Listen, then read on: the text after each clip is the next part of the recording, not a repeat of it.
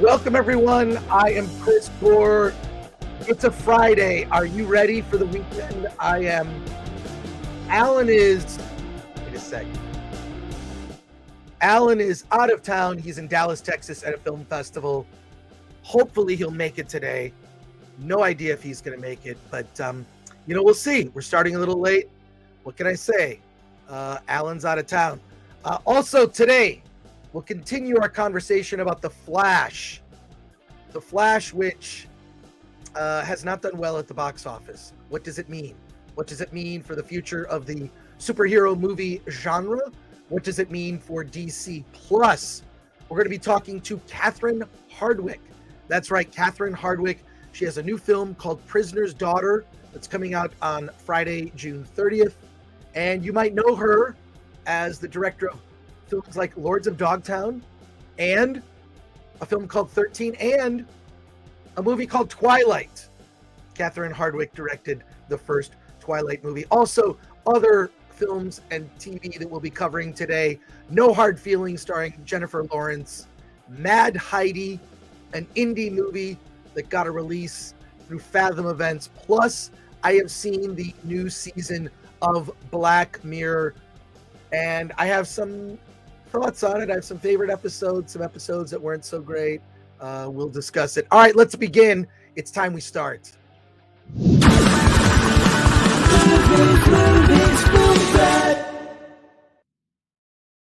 I gotta. Where's Alan?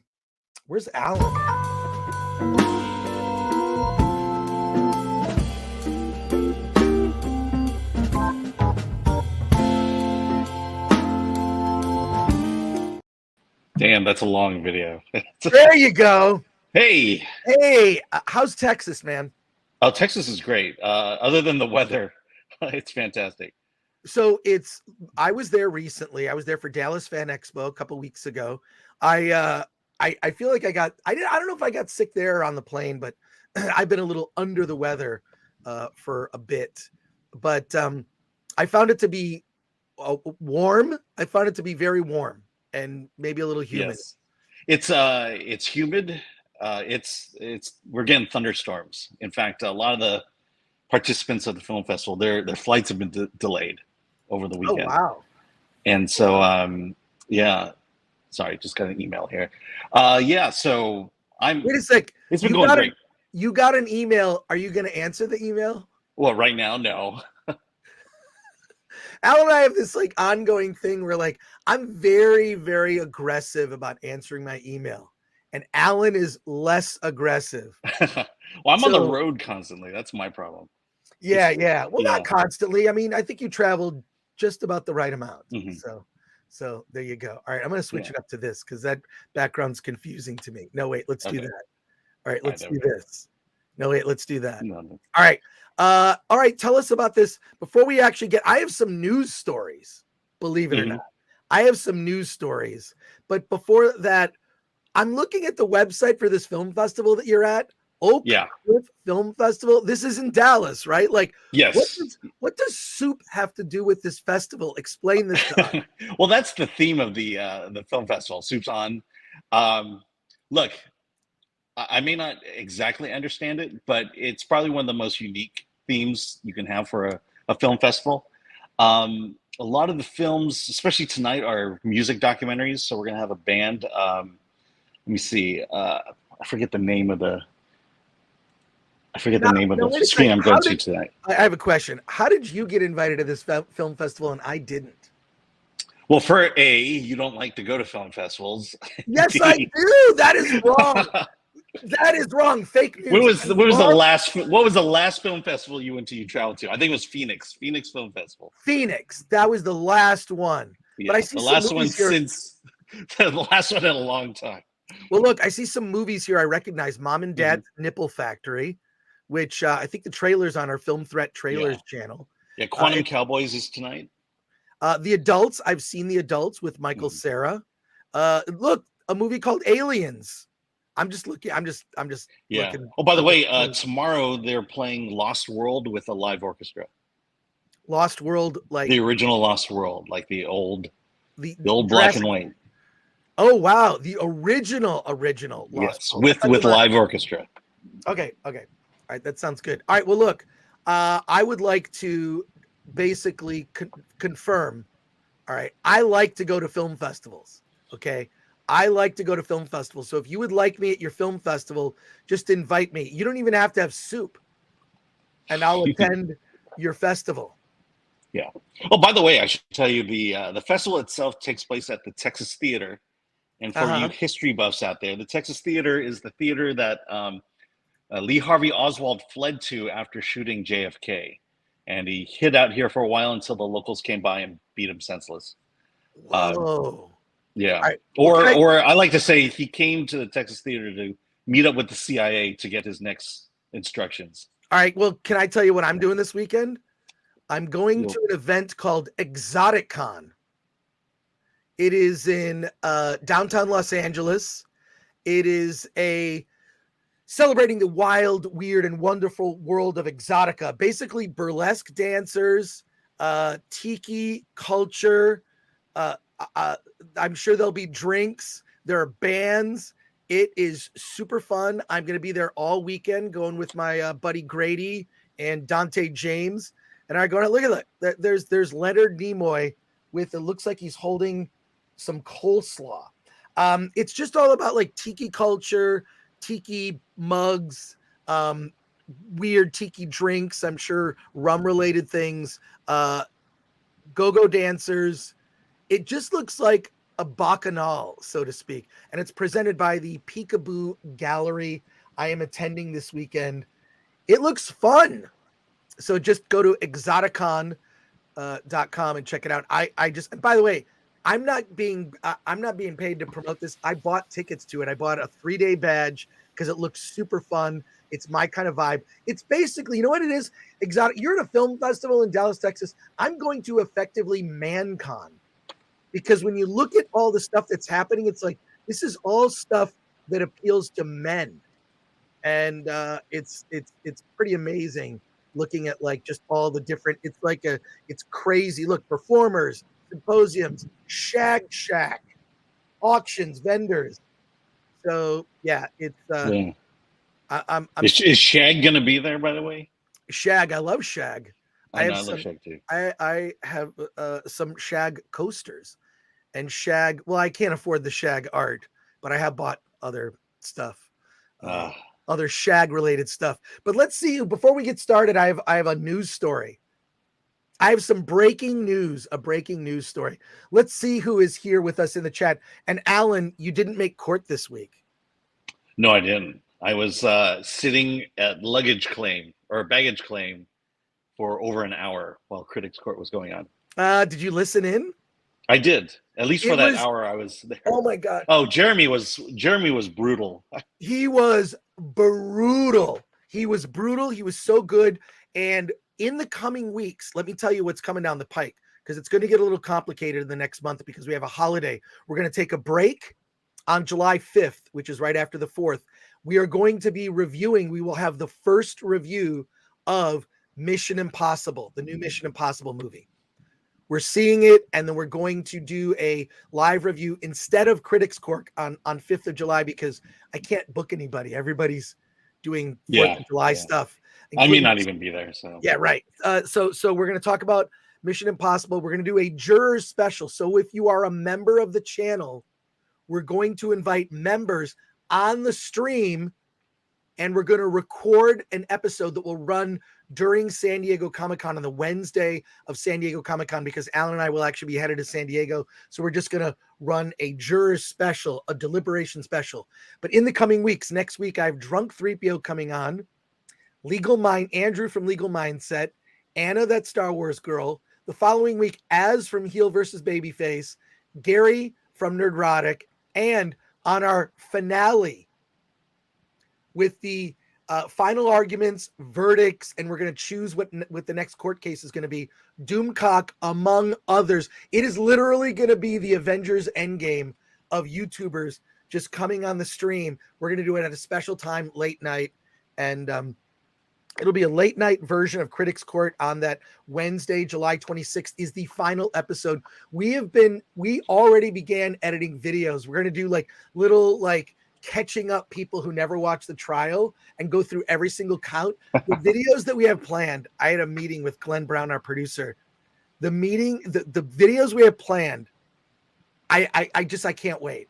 You cannot miss that show. July 26th is the final episode of Critics Court Star Wars on Trial.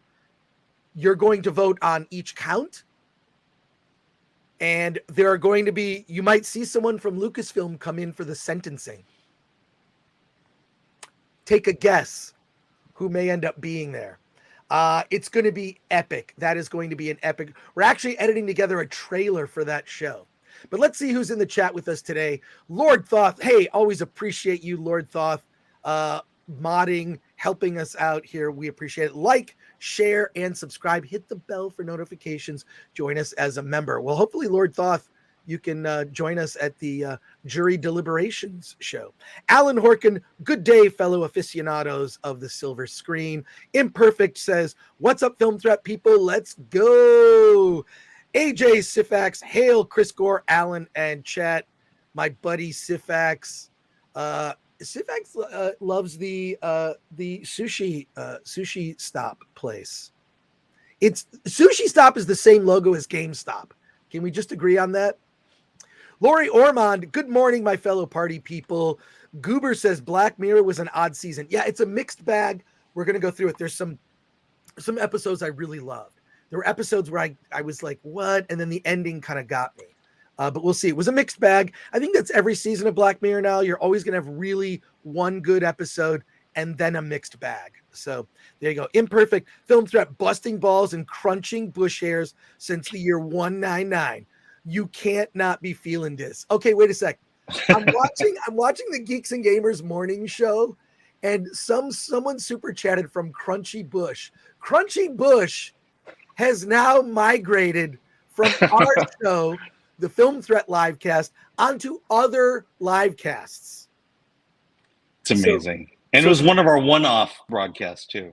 It was like a one-off whatever, and I make a joke about Karen Allen's giant crunchy bush, and it's now become a thing. Solomon Thornton says Flash failed because of Henry Cavill was not Superman and Ezra Miller.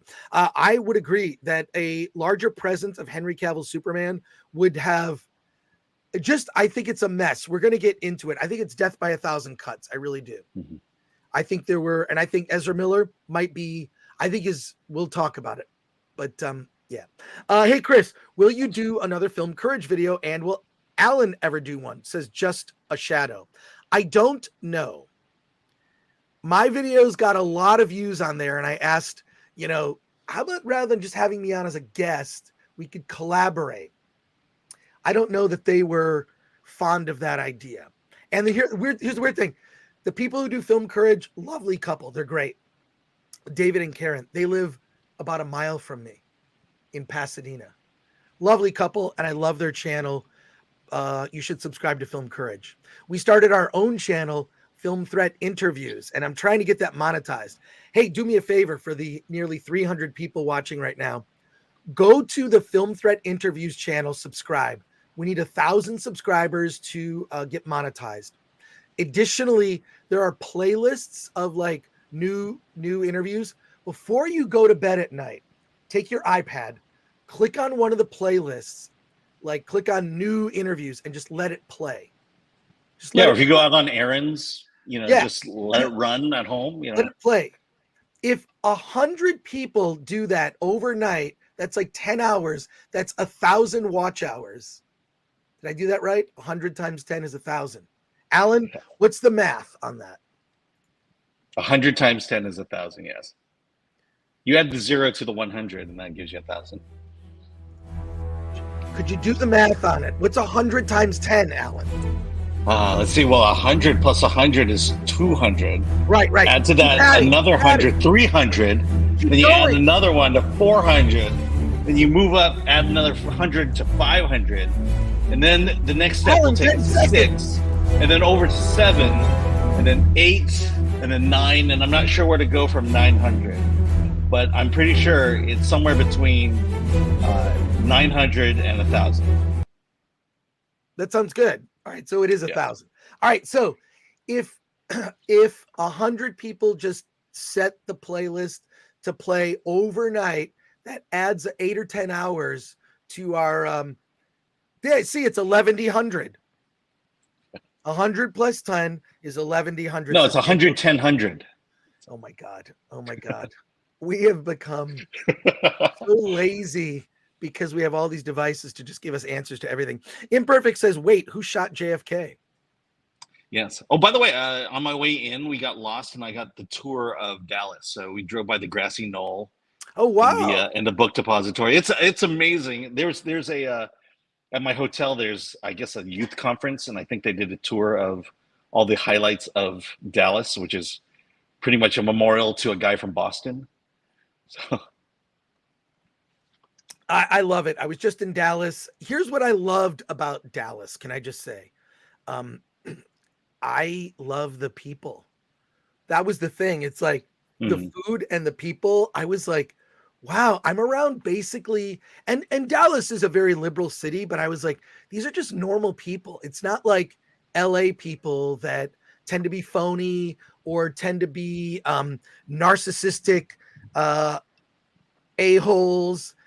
You know, I'm just like, I've become so used to people just being weirdos or jerks that I just going to Dallas and hanging around like normal people, like salt of the earth, like working cool, normal people. It reminds me of like where I grew up in Michigan, just outside of Detroit in Royal Oak is where I grew up. And I don't know. I just like just hanging out with just, you know, that's why I live in Pasadena, because it is sort of like an anomaly in California. It feels like the Midwest to me. But yeah, I still don't know the answer to that question. Imperfect. Going through some chat questions. Share Bear says Texas is friggin' hot in the summer and humidity sucks the life out of you. I grew up there. Yeah, I grew up in Michigan, and it's also hot and humid. Humidity and the mosquitoes I do not miss. Hey, super chat here from Big Joe for 999. No question or funny message. Just want to say thanks for all the entertainment and God bless. Oh, thank you, Big Jojo. That's awesome. Yes. And oh wait, George the Giant Slayer. George! Hey! Gifted 10 Film Threat memberships. By the way, if you're a member of the Film Threat channel, make sure you join our Discord.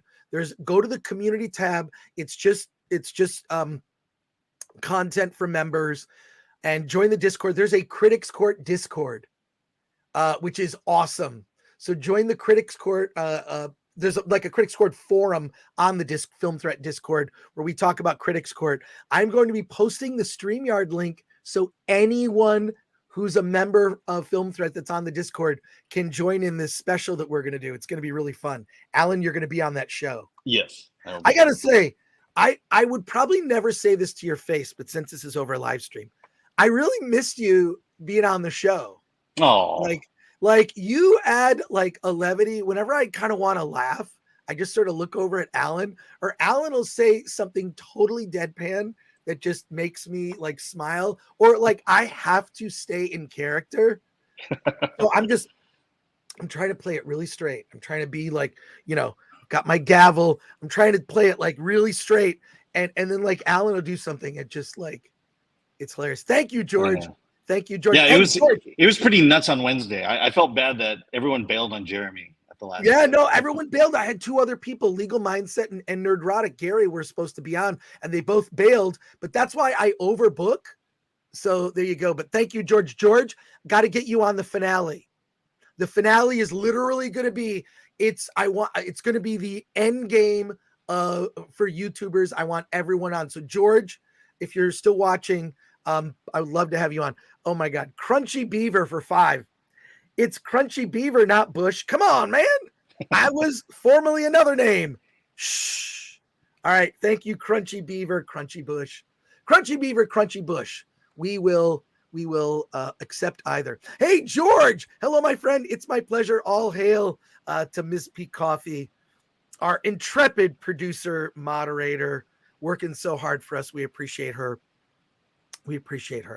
But George, yes, I want to get you on the finale. It's everyone that like I couldn't book for timing. It'll be just you come on, you give like a final statement. We see what the count is. Alan will read like guilty or innocent. Here's what I want to see. I want to see like what arguments the defense wins. It's going to be Yeah, I'm sure they'll win at least one. I think there are a couple that the defense could win. I really miss Judge Gore reprimanding Special Counsel Ing, says Imperfect. Yeah, well, or me reprimanding you. In fact, my daughter saw my real daughter saw the video with my internet daughter, and so now she really wants to meet my internet daughter. Dr. Gonzo says, just got my Batman Film Threat t-shirt today. Great turnaround time. Thanks. Yeah, we use Shopify, and we use a fulfillment service called Printful. Printful's a little pricier, but the shirts are nicer. It's like top shelf, like soft. You know when you get those t-shirts somewhere like rough, kind of thick cotton? I like the soft cotton. So our t-shirts might seem a little pricier. We do run specials every once in a while. So go to shop.filmthreat.com. And we love it. Like, what's so funny? I buy stuff from the store. Like this cinch bag right here, I got from the store. I love it. I take it to conventions. It's really impressive. But yeah, thank you for that. Appreciate that. Another super chat, 50 Swedish krona from Zoolander. Hi, just wanted to hail the Discord chat. I love hanging there. I feel like I can voice my terrible Swedish voice there a bit. Love to you all. Yeah, we're responsive on the Discord. If there's a forum you want us to create or something you want to do, people post memes. We have a lot of fun. It's like basically the chat, but it continues on the Discord. Yes, Chris is very responsive on the Discord. Okay, chat. I'm responsive by email. I'm not. I check on the Discord at least once or twice a week. Yeah, I try to do that as well. I was there the other day.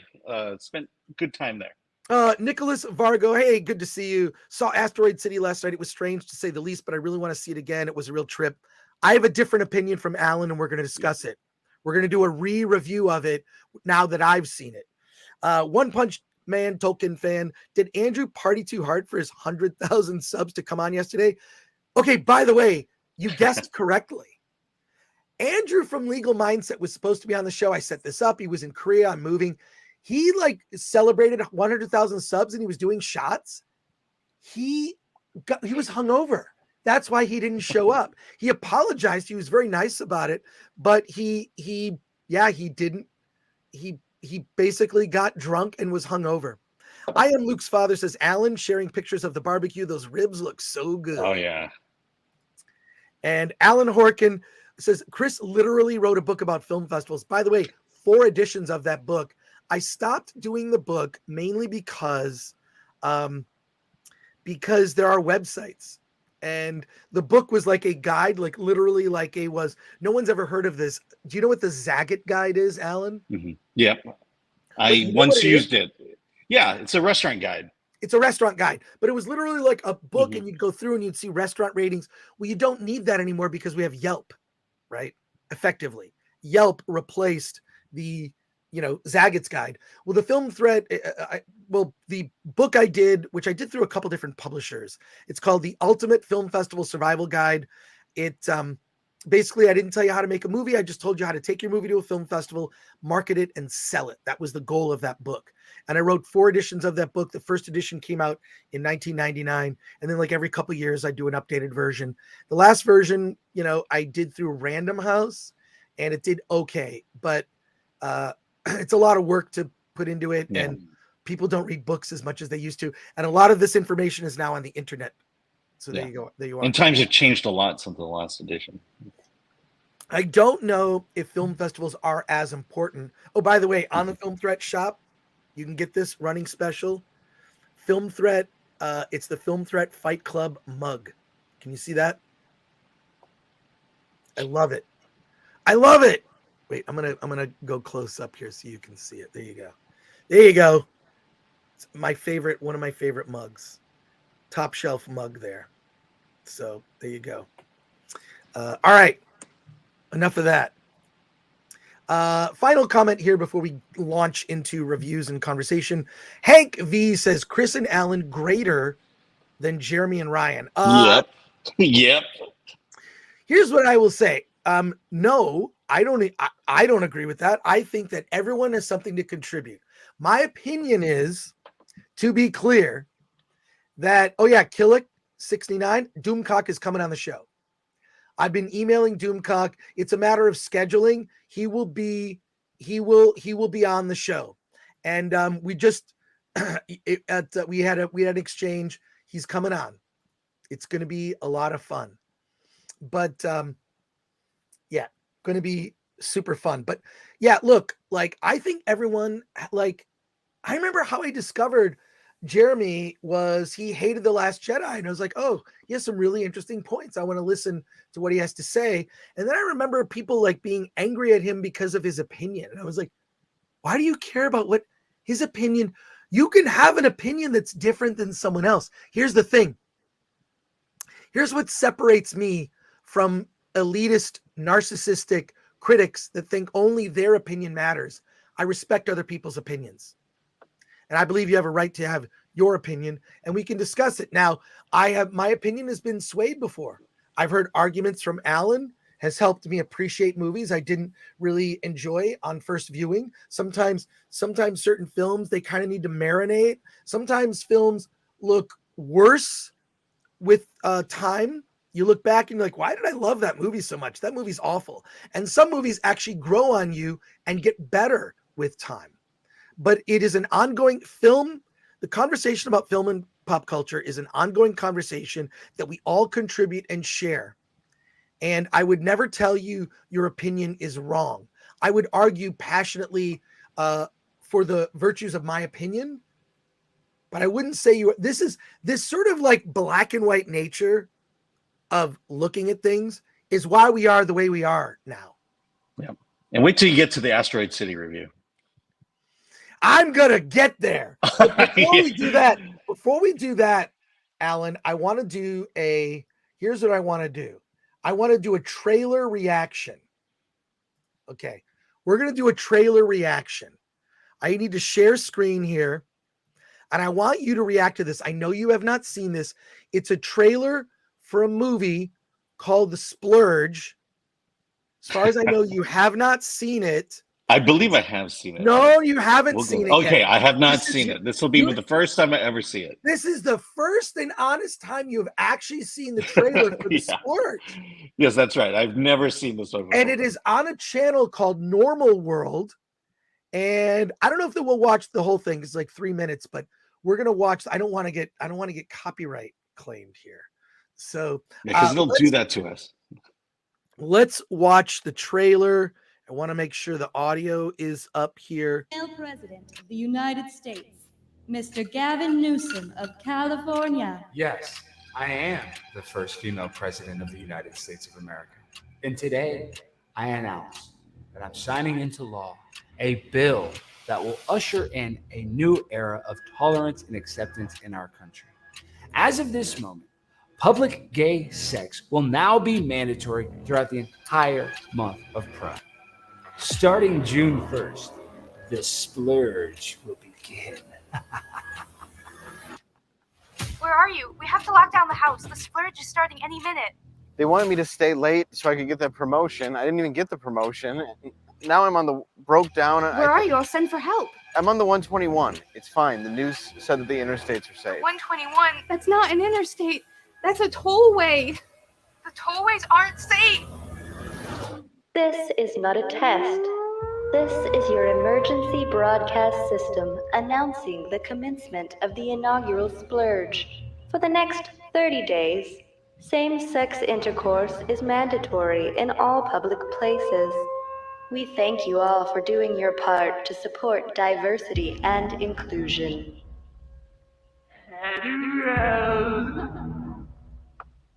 Come out today. Hey, Rose, come out today.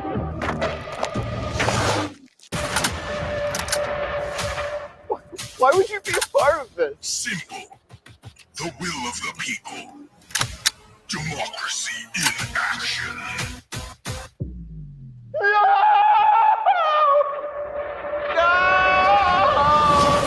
I know it seems rough now, but just think of all the good that Splurge does. There's less violence, less oppression, and all it costs us is a month. I don't know, man. Something doesn't feel right.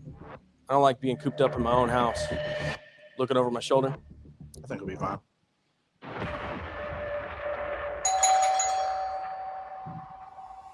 Do not let them in. Get off my property. But I thought you said you were an ally. I am an ally. We're just not participating in the Splurge this year. But the Splurge is a festival of inclusion, and we want to include you. I will not open the door. Oh, that's what you think.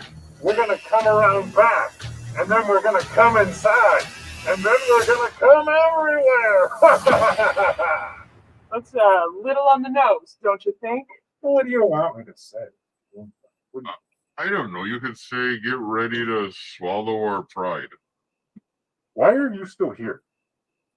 You know, that's a good question, Craig. I just, Bro, dude, now everyone knows I'm Craig. I had to rethink it, and I have a family, and I don't want to do this. So, I'm gonna put down this penis thing, and I'm gonna go. No. I don't want to do it. Well, I'm not Craig, and the two of us are gonna come in there, and we're gonna come everywhere.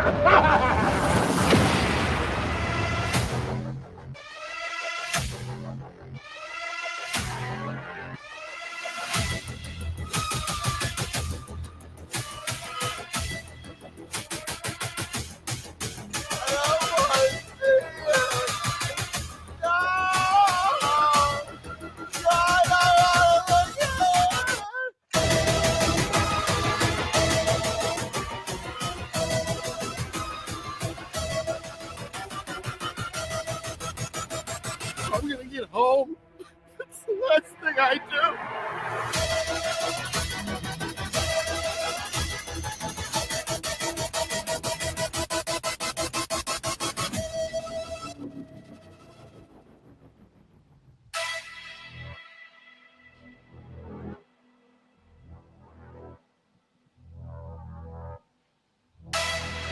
The splurge is for your own good. The splurge is freedom.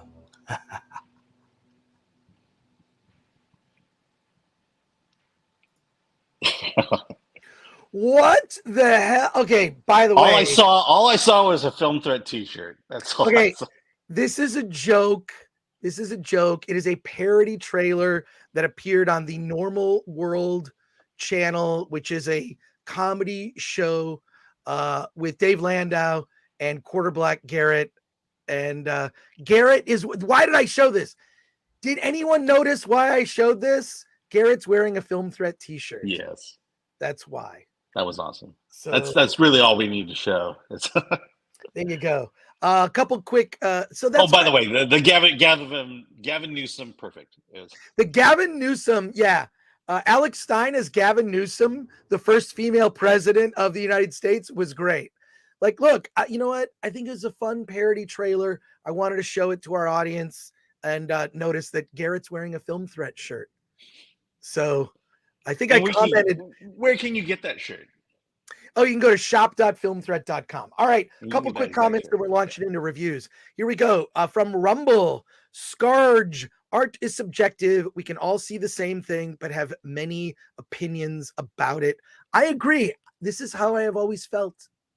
That's why when you see these absolutist types of people spout their opinions, they sound like morons. And that's all I'll say. Ban Brindlebeard III for $199. Past Lives was a profoundly human movie. Thank you, Chris. Well, thanks, Alan, too. He and I saw the movie together, and I really enjoyed it. I'd probably see that again or get it on VOD. Zodlander for 50 Swedish krona. Is there a generational movie watch list leading today's date for movie makers?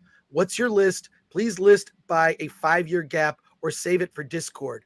This is a good conversation to curate on Discord, where like these are like the best movies in 5-year chunks, because it seems like people's movie knowledge is, 5 years and that's it.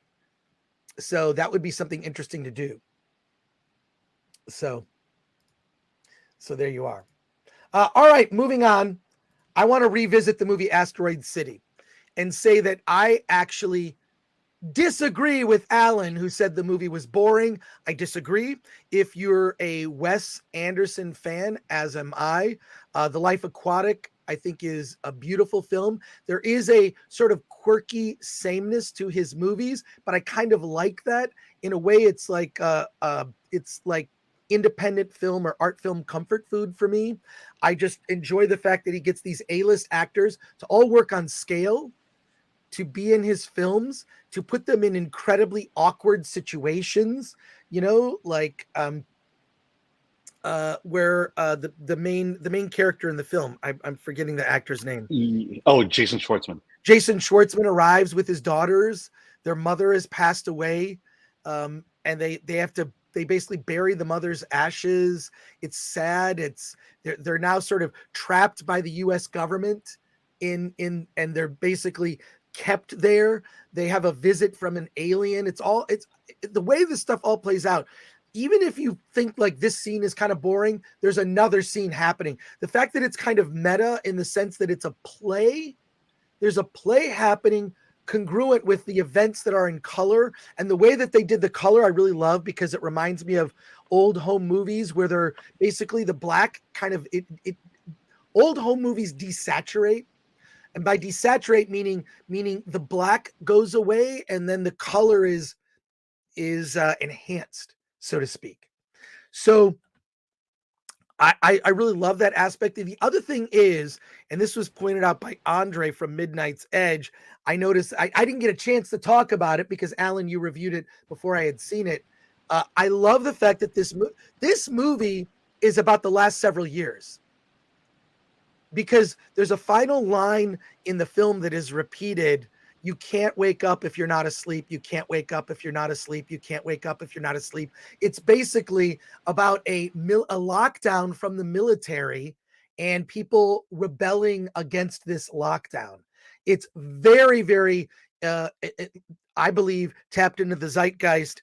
I really love the film, not just because it's a Wes Anderson film and I like his quirkiness. I really love also his animated movies, Fantastic Mr. Fox and Isle of Dogs. Isle of Dogs is a classic to me because I love stop motion animation. But I would say on this, and look, this is why I like doing the show with Alan. We don't have to agree on everything.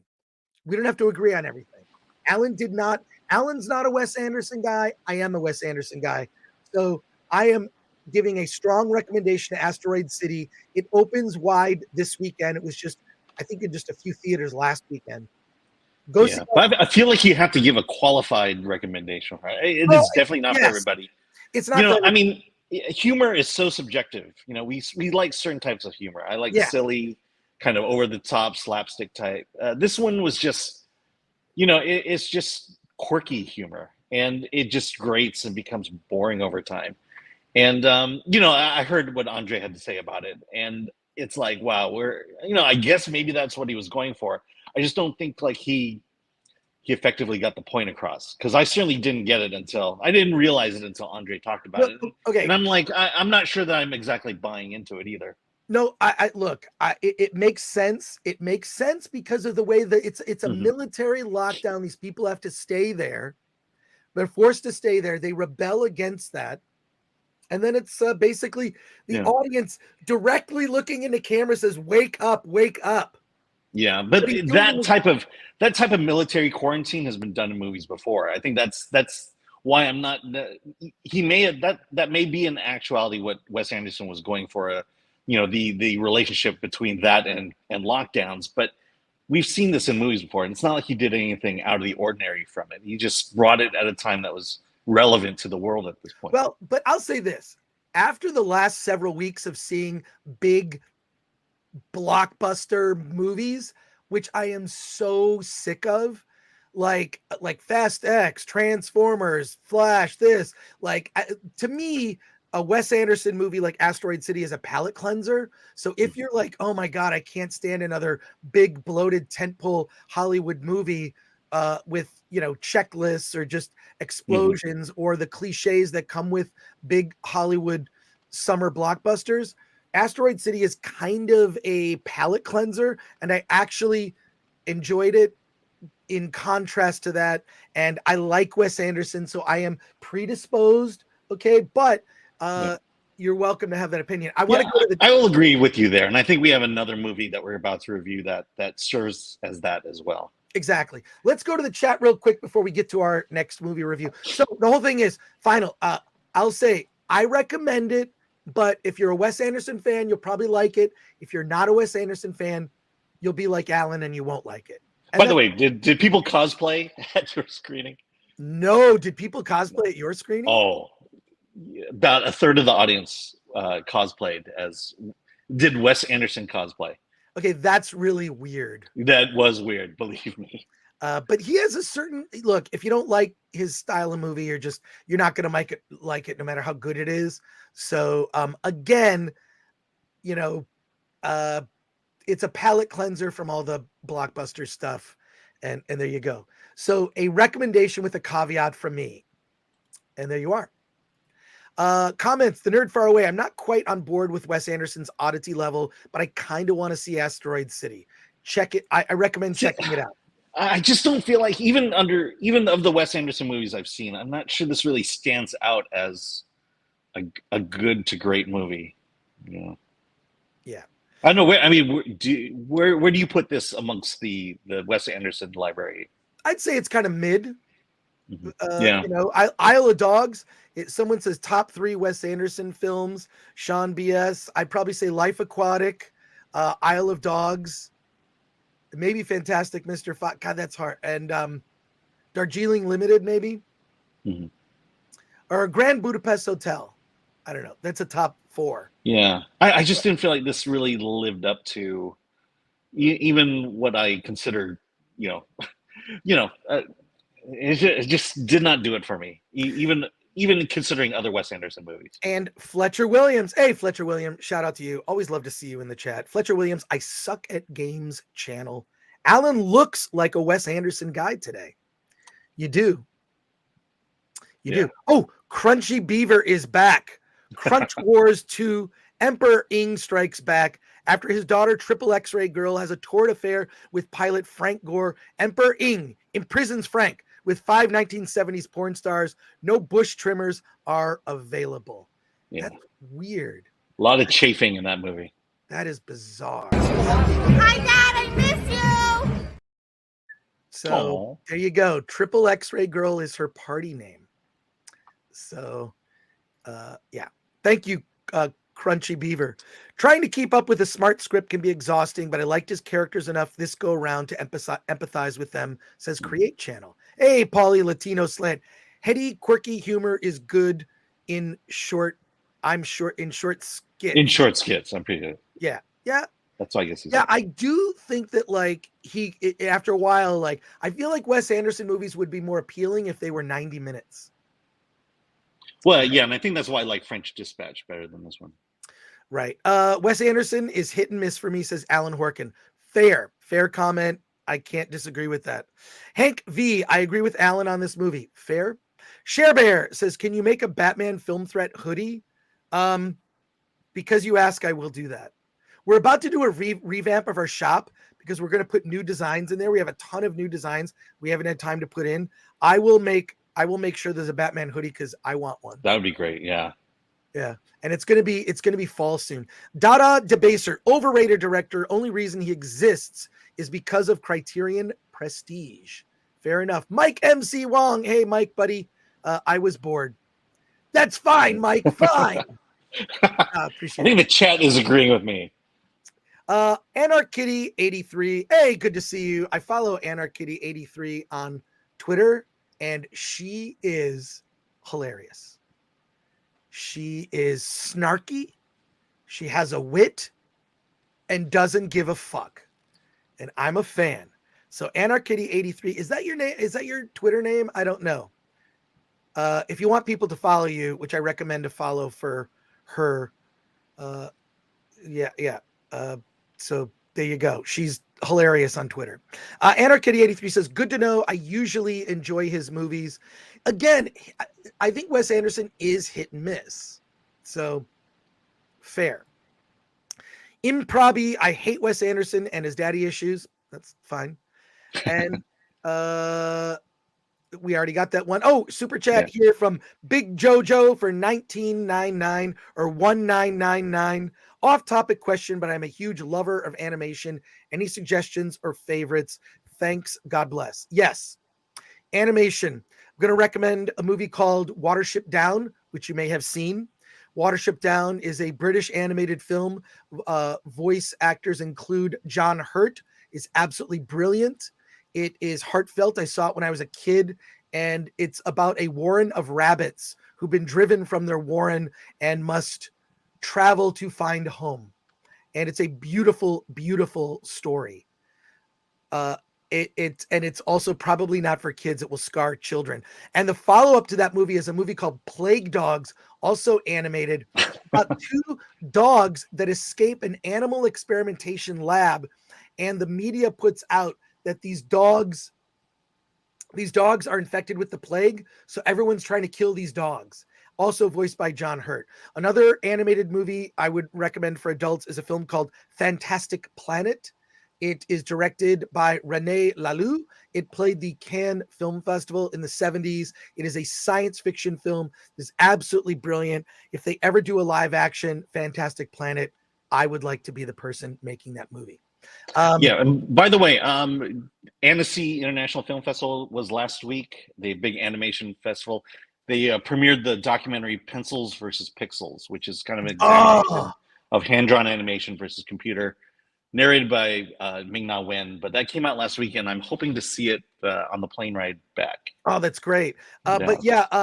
So those are the animated films I tend to like have more adult themes. I'm not saying they're adult like Fritz the Cat, but they're adult in this, or Legend of the Overfiend. But I'd also say one of my favorite all-time, Akira. A friend of mine, Danica, is doing a Kickstarter for, actually, where is the Kickstarter? I'm going to find it. She is doing a Kickstarter that is she's trying to do a documentary about Akira, and you should contribute to the Kickstarter. I don't know that she's actually going to make it, but she's going to relaunch. I'm trying to help her. Let me share screen for a second. Just contribute to her Kickstarter right now. I've already contributed to it. Whoops. So I'm just going over some of the chat stuff here. Yeah, so this is her Kickstarter here. And Danica she's not going to make it. I told her, look, you got to go for a lower goal. She's got 305 backers. She is making the ultimate documentary about Kickstarter, or excuse me, about Akira via Kickstarter. I think that this is a movie that needs to be made. I've been a fan of her work. Danica has a channel. She did a channel called, I don't know if it's still called that, called Comic Book Girl 19. She would cover Dune a lot, and I'm a huge fan of her work. She's one of the great YouTube commentators, because you never know what her opinions about things are. She comes with a lot of knowledge. So I love to hear her takes. She'll review, for example, she'll do a trailer reaction to Dune. She and I both share an affection for Dune. I hung out with her at the Monster Palooza convention recently here in Pasadena. She was there, but I really want to see this get made. Just go to Kickstarter and look up Akira the Doc. Akira the Doc, or Akira the Documentary. And she's not going to make it. It's only 7 days to go. It would take a miracle. But if you contribute to it, you'll get on a list and you'll know when she relaunches it. I gave her $100. I want her to make this doc, and I want to help her, not just with the Kickstarter, but also to help her get the movie made. So support my friend Danica. She is awesome. I'm going to get her on the show too at some point. And follow her. She's Danica XIX, which is 19. Just really amazing YouTuber and commentator. Some final comments and questions here before we move on to more reviews. The Nerd Far Away says, will you consider this one, please? One review to rule them all. Hoodies and tees acceptable. Yeah, we could do that. we're doing a revamp of our store for the fall. And then also, breaking news. Attack of the Doc goes for pre-order next week. Oh, hey. So you're talking the Blu-ray or the Blu-ray. Go to attackofthedoc.com. There will be a link to pre-order it next week. I don't know exactly what day, but at least a week from today, and I'll remind people. You can pre-order the Blu-ray, and it's shipping the first week of August. We're on schedule. So the very first week of August, we will be shipping the Blu-rays. I might actually be like hand stuffing them too. And anyone that orders direct, How's Your Father says Danica was on Robert Meyer Burnett's channel a few weeks ago. Yeah, I talked about having her on the channel. It's a matter of like arranging it, and I just think she needs to do a retool of the Kickstarter, and I'm going to help her and pass along what I learned, because I have done 2 failed Kickstarters and 2 successful ones. Both of the successful ones were preceded by 2 failed Kickstarters. Chemist for $4.99, petition for a Chris Gore rant on why Wes Anderson deserves our respect. Does he? I don't know that it needs a rant, Chemist, and thank you for the super chat. I'll just say this. We need a break from blockbusters. We need a break from blockbusters. Not everything has to be some horrible a freaking IKEA chair. Look, I'm tired of this. I'm tired of the big, beefy blockbuster movies that clog up the cinemas, take all the oxygen and attention from critics, from audiences, going to see the latest Hollywood piece of shit when you could be seeing something like Asteroid City from Wes Anderson. Do yourself a favor, okay?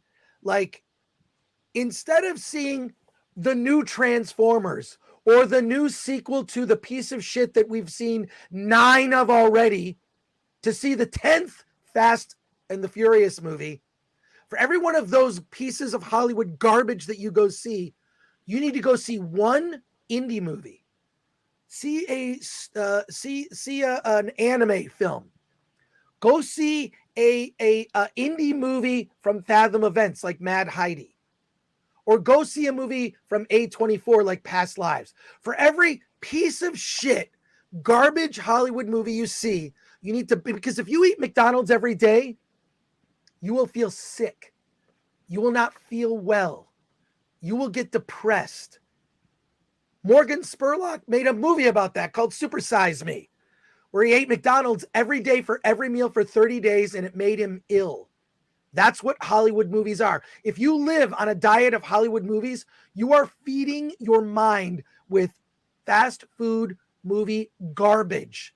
That is why Film Threat exists, to tell you about other films that are out there that you should be paying attention to. And Asteroid City from Wes Anderson, even with its flaws, at least gives you food for thought, at least gives you points of discussion that are better than, I think the CGI in the new Flash movie is bad. No shit, it's bad.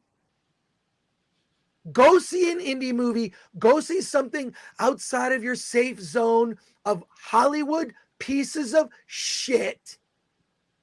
And you got to balance it by seeing an indie movie. That's part of the reason why I wanted to get serious about doing a YouTube channel. Because you can sit here and complain about everything Marvel. I get it. It's all garbage. Or you can complain about everything Star Wars. I get it. It's all garbage. But if you balance it by seeing an indie film or a small movie or even like an exploitation movie like Mad Heidi, you'll be much more happy in life. I promise you that. It's going to lead to just a little bit of better balance in your life. A freaking IKEA chair. Well, there you go. Makes me wonder why you want to go through the Hollywood system, or why the Hollywood system is the end game for a lot of filmmakers nowadays. I don't get it. Make an indie movie. There's no barrier to entry. You can just make an indie movie. And no one's going to tell you- question. No one's going to question the choice of the race of your lead character, or the things they say, or problematic things they might do. You know, it's your story, is all on you, and you have the right to tell your story. And again,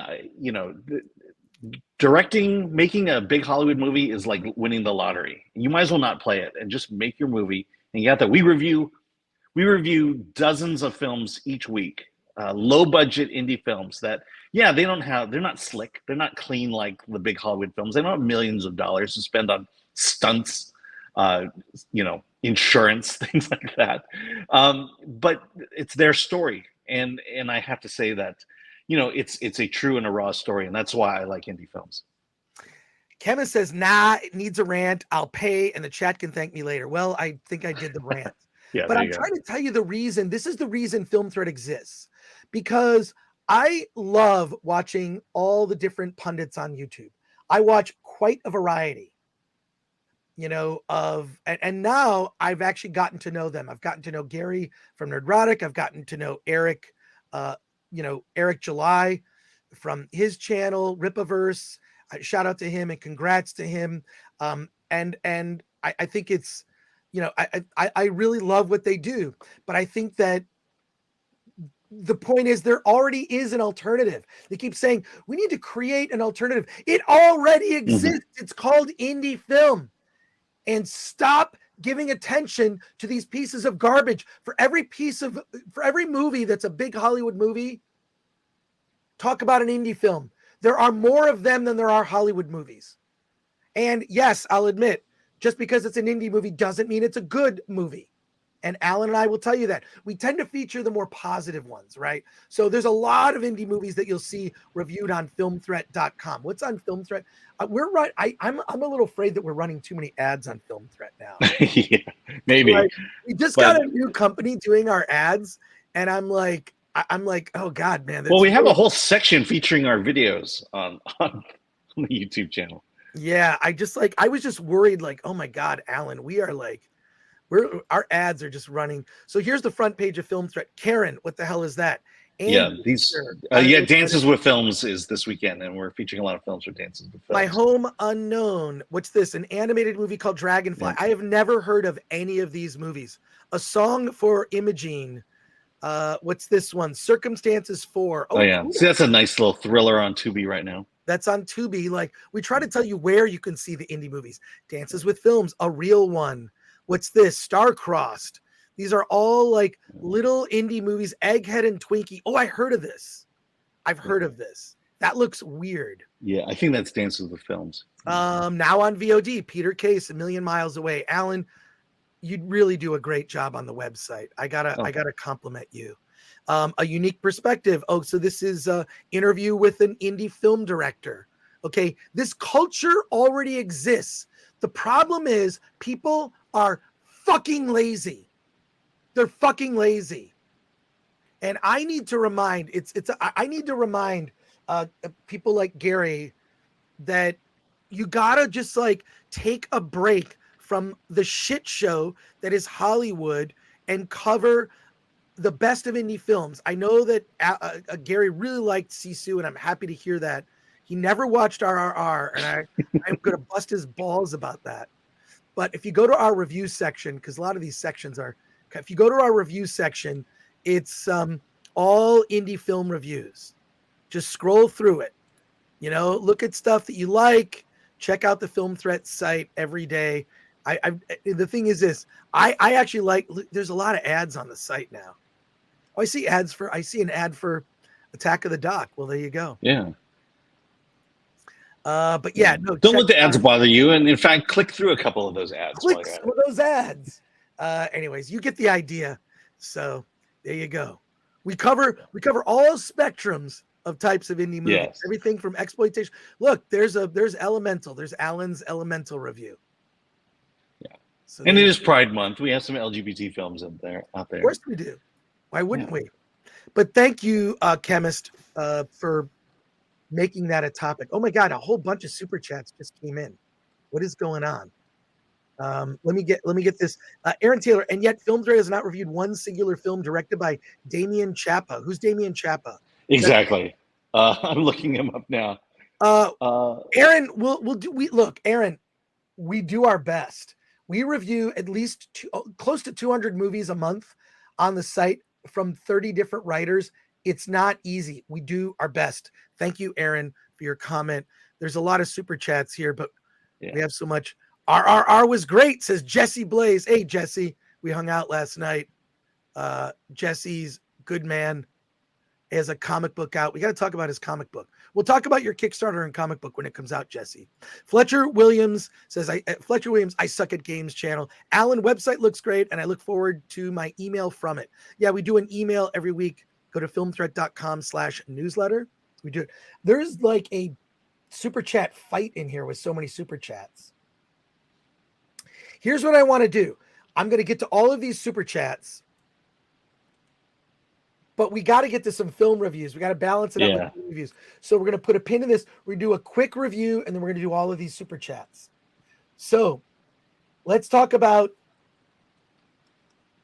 Wait, it's not on here. Which one? Mad Heidi. It should be on there. It's not. I did this morning, and it's not there. No, I was having internet problems, so I think it. Yeah, you're gonna have to write it in. I'll do it right now. But there's an image there. I know that. We have like 3 things to review. Before we. So I'm so sorry. We're going to be. Oh damn! See, when these appear on the bottom, I don't see them. I put the most recent banners on the top. So there you go. But quick reminder, Critics Court, you guys need to tune in Wednesday. Next Wednesday will be epic. Welcome to today's case and the new charges. This is Judge Gore, and this is his courtroom. The people are real, the cases are fake, the rulings are final. This is Judge Gore.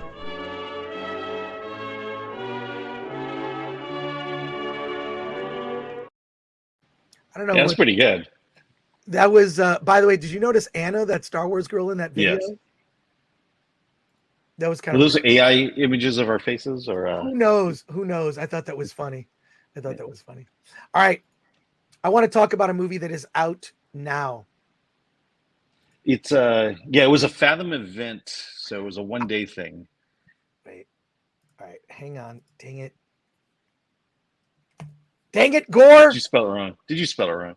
I'm gonna yell it. I can yell it myself. What's so funny is people think that I'm like I'm always smiling sort of through the yelling and the. It's just I get very impassionate about stuff. All right, smiling is gritting your teeth, basically. Yeah. Let's talk about a movie called Mad Heidi, which was seen in theaters this week. I actually paid to see this. It was a Fathom Events film, and it's directed by. It's actually a directing team. It's directed by Johannes Hartmann and Sandro Klopfstein. That's the best pronunciation I can give. It stars a woman named Alice Lucy, and of course Casper Van Dien is in the film. It's sort of a twist on the tale of Heidi, which is like a Swiss fable, and this country is taken over by this mad dictator played by Casper Van Dien, who does not tolerate the lactose intolerant. Everyone in the country is forced to eat cheese. It's totally ridiculous. And when Heidi's boyfriend is brutally murdered for selling lactose-free cheese, he is murdered. She is put in jail, and she goes on a journey to become a badass fighter and killer, and it is hysterical, doesn't take itself too seriously. Casper Van Dien is super over the top in this. It is so gory and bloody and over the top. You need to be warned upon seeing this movie. Their heads explode. People are chopped in half top ways. It is horrific. I mean, I was like bursting out laughing and gasping at some of the kills in this. But what I love about it, the girl that's in it, the first time you see Alice Lucy, the actress who plays Mad Heidi, she's completely naked. And she's topless in it. There's lots of like nudity in it is literally like, yeah, we're just going to make an exploitation movie. Yeah. So it's exploitation nudity, by the way. Exploitation nudity. So it's not like it's part of the plot. It's part of the plot because like ladies in prison. So it's literally like everything you like about an exploitation movie. It's got like, mad dictator. It's women in it's the first third is like a women in prison movie. Then she finally gets out of prison and then she goes through training. She does more training. And what's so funny is I'm thinking like, why do I really love this character? This Heidi character in this film. She thinks her grandfather has been murdered. All this like terrible stuff happens to her and she goes through training. She's kind of a wimp at the beginning of the movie. And I'm like, oh my God, if only Rey Skywalker or Rey had gone through this kind of training in Star Wars, we would have liked Rey a lot more. And the woman in it looks like Daisy Ridley and she's super hot too. And she's naked in the movie. It's worth noting. You want to know this so you're not shocked. It's the most female nudity I've seen in the film. And guess what? There's no male nudity in this. None that I could see. But it goes from women in prison to exploitation to training to like this big Coliseum battle at the end with Heidi, using swords and a staff. And it's freaking awesome. And I loved it and I recommend it. It's something I'll get on VOD, but it was at a Fathom Events. See this movie. Check out the trailer. It might not be for you. I loved it. And this is to me when people say, hey, we need to like make movies ourselves. There's nothing, there's no tick box. There's a checkbox, but it's all exploitation checkbox. Fascist dictator, check. They're basically like the Swiss version of Nazis. Like cheesy humor, check. Nudity, check.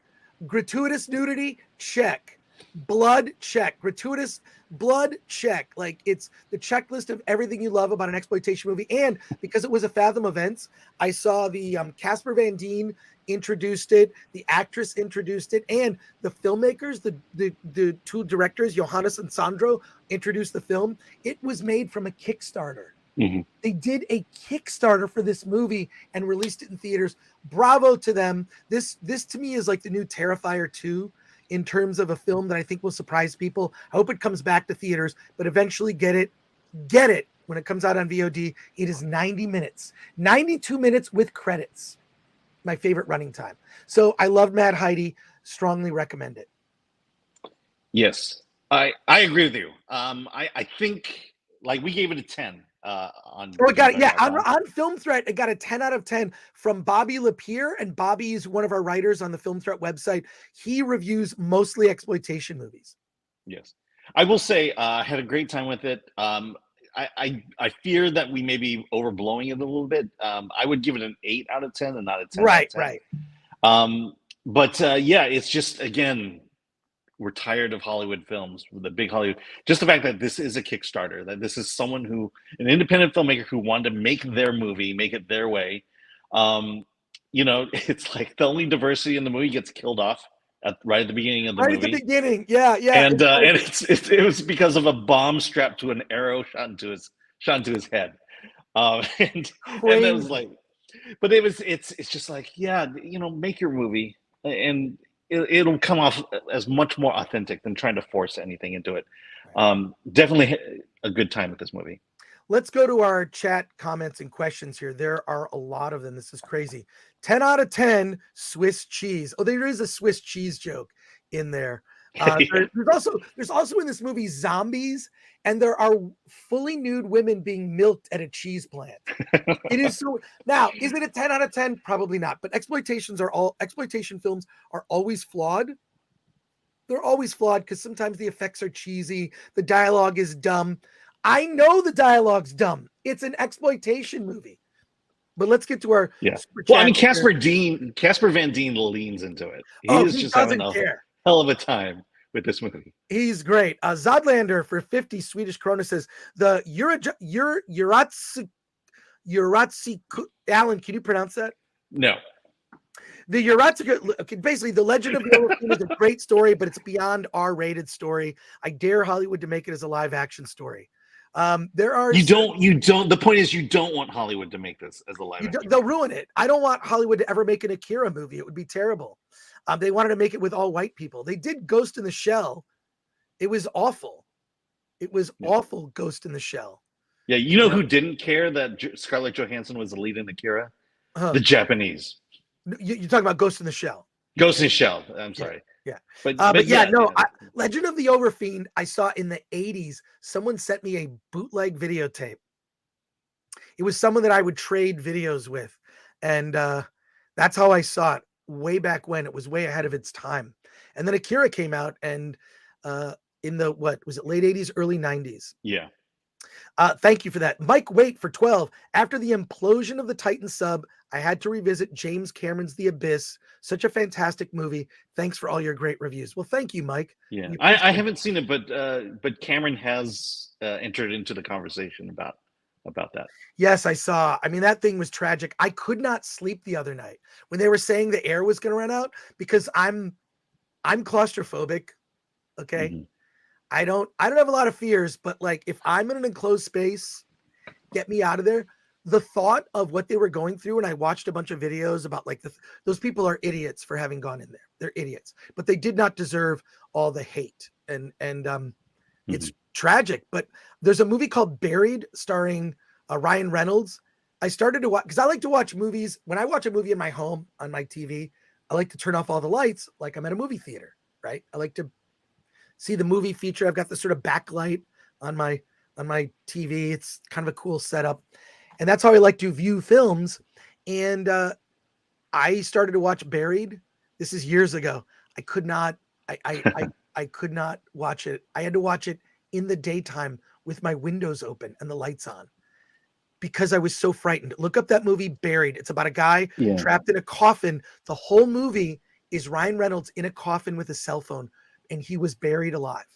By the way, Quentin Tarantino directed an episode of CSI with the same plot of one of the officers being buried. Chemist for 499. Thank you, Chemist. A24 is a perfect example. Look at Robert Eggers when he was with A24. The Lighthouse was needed at the time.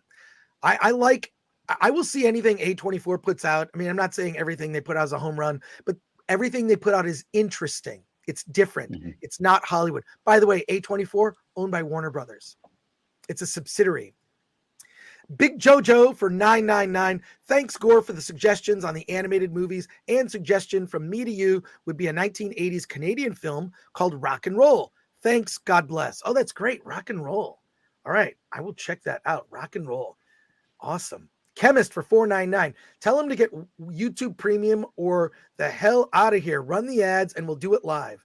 Yeah, I don't have control over the ads necessarily that they run on our YouTube channel. They just run them. But I have YouTube Premium. It is well worth it. I never see ads. I never see ads on YouTube content because I watch a lot of YouTube content. It's worth it for me. Matthew Hammond for 999. We need to get Amanda Milius, daughter of John Milius, on Film Threat one Friday. She complained about movies being too long. I tagged you in a response to her. It would be fun if she reviewed a movie. God, yes. Bad Adam 12 for 10. Wes Anderson should remake a Wes Craven film. A Wes Craven remakes a Wes Anderson film. Each feature is 1 hour long and crammed as a 2-hour feature. Call it The Two Wesses. That's actually a good suggestion. Bad Adam 12. William Sleeper for 499. Isn't Wes Anderson that fat stand-up comedian from the 90s? When did he become a director? Yeah, that was Louis Anderson. It was Louis Anderson, exactly. Chemist for 499. Robert Eggers needs to be protected at all cost. Chris Gore for Supreme Judge. Thank you, Chemist. And Chemist goes on for 199. Earn your runtime over 90 minutes. I keep saying that. No Money G for 5. How much do you think social media like YouTube has filled people's entertainment time over watching films? Thoughts? A lot.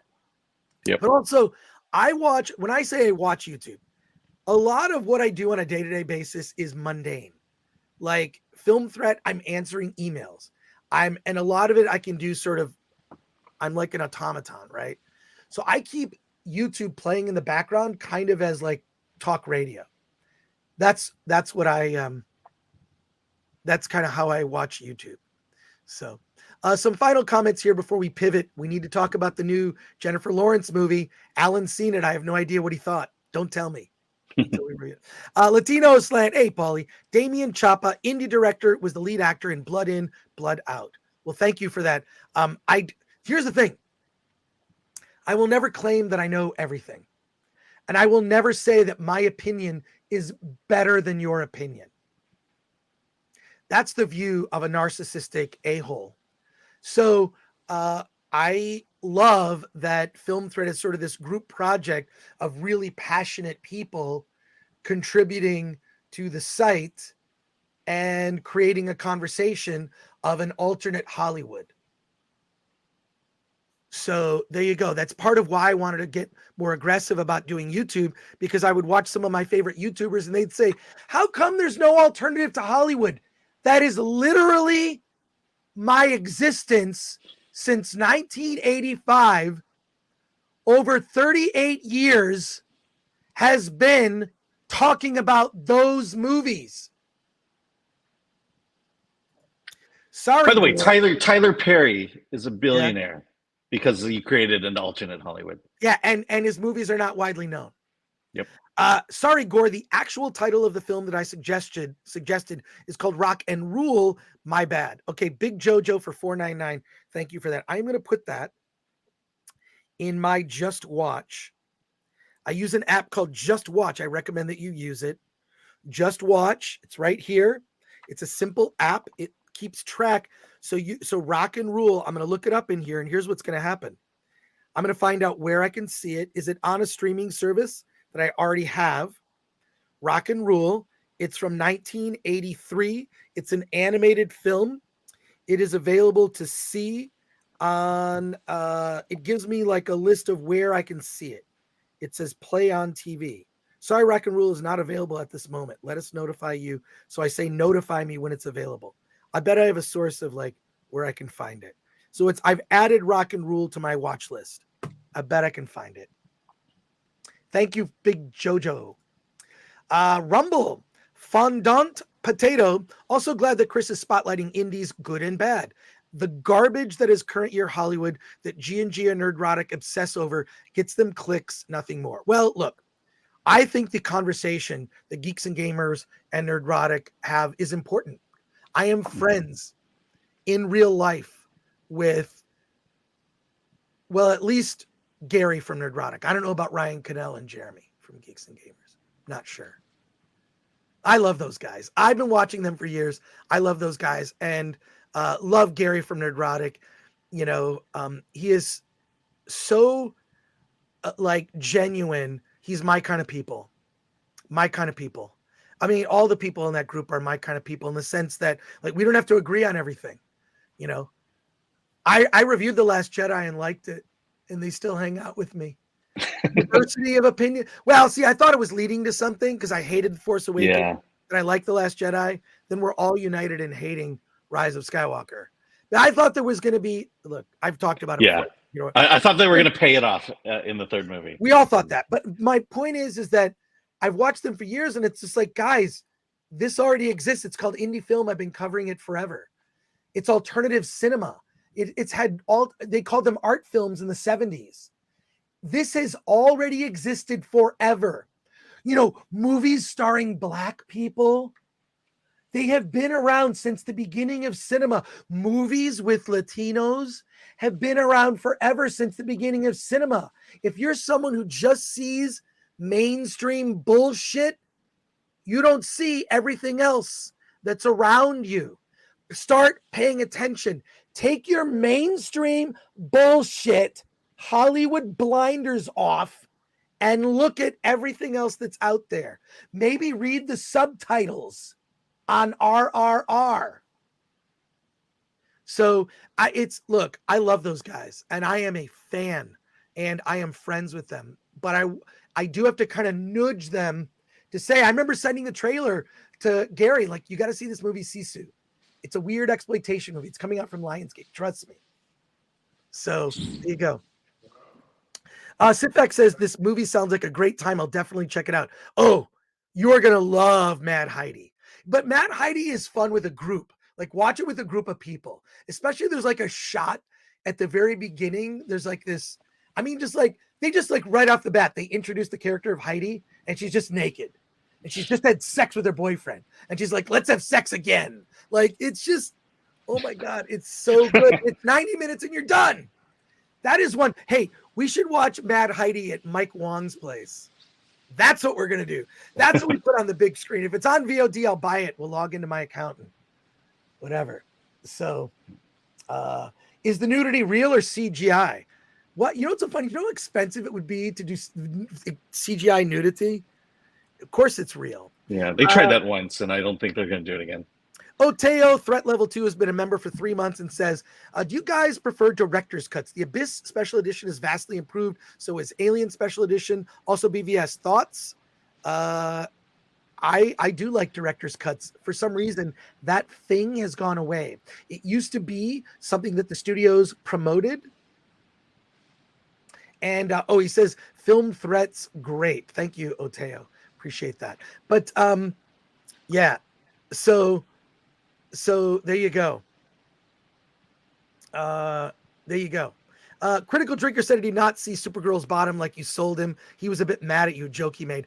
By the way, I was in the chat when he said that, and I said, dude, you're not paying attention. I'm an ass man, and I noticed it.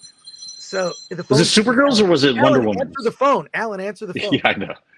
It was Wonder Woman's bottom. Isn't that what you were talking about? You can see she turns around. Why are you not paying attention? Critical Drinker. Love the guy. Smart guy. Rumor is 50 to 150 mil is the max DCU gets, gents. AF Watcher 88 for 199. I don't know. I think that you're going to see some more bombs. Yeah, but they're capping it at 150 million, which is probably the smart thing to do. Matt Miglior for 5. Chris, I found your channel after your interview with the director of The Vast of Night. It's a great indie that more people need to watch. I love The Vast of Night. It's on Amazon Prime. Really good. It was really good. Wait a sec. Gary said no Wonder Woman's ass. Are you insane? All right, guess what? When the Flash comes out, I will do a screenshot and I'll send it to freaking Gary and the Drinker. There you go. And Mike MC Wong says, okay, we will do Mad Heidi at my place. That movie will be such a crowd pleaser because it's ridiculous. That's the movie you show at your place, Mike. Wait, there was another super chat there that I missed. Did you unstar it? I didn't touch anything. Yeah. Okay. Anyways, we only have 15 minutes or so until, Catherine, we're not going to get to Black Mirror. Chris has a sixth sense for these things. Crunchy. Need I say more? Says the introspect M. No, I am just aware of what Mr. Skin is. And I know how to use a pause button like a pro. And Wonder Woman's, her skirt like flips up and you get this brief momentary, her cheeks. How is any red-blooded straight man? How about any red-blooded gay man? Yeah, and now we need to pivot to Crunchy Bush. Gay men are into ass as much as straight men are. This is how we're united. Based on what you said, are we getting to No Hard Feelings now or we're gonna later? do right now because we got to roll. We got to roll here today. Yeah, we got to do this one. We got to do it. All right, so let's pivot. What video can I show while we pivot?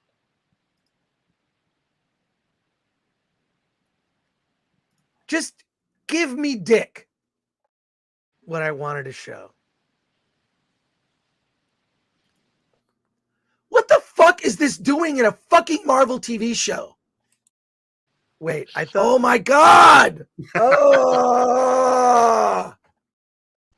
Fuck this show. I think that was me talking about Secret Invasion. By the way, I think that's your swear shirt. Whenever I wear this shirt, the Film Threat Bat logo shirt, people are swearing. All right, let's talk about No Hard Feelings. Oh wait, we're gonna put a pin in that. Okay. Because we have a special guest. Our special guest, Catherine Hardwicke, is here. So we're going to talk to her. Then we're going to keep the stream going, and we're going to talk about No Hard Feelings and Black Mirror, the new season. So just a moment while we pivot here. We're going to pivot for just a minute here. Just a minute. Give me a second, folks, and I appreciate your patience today.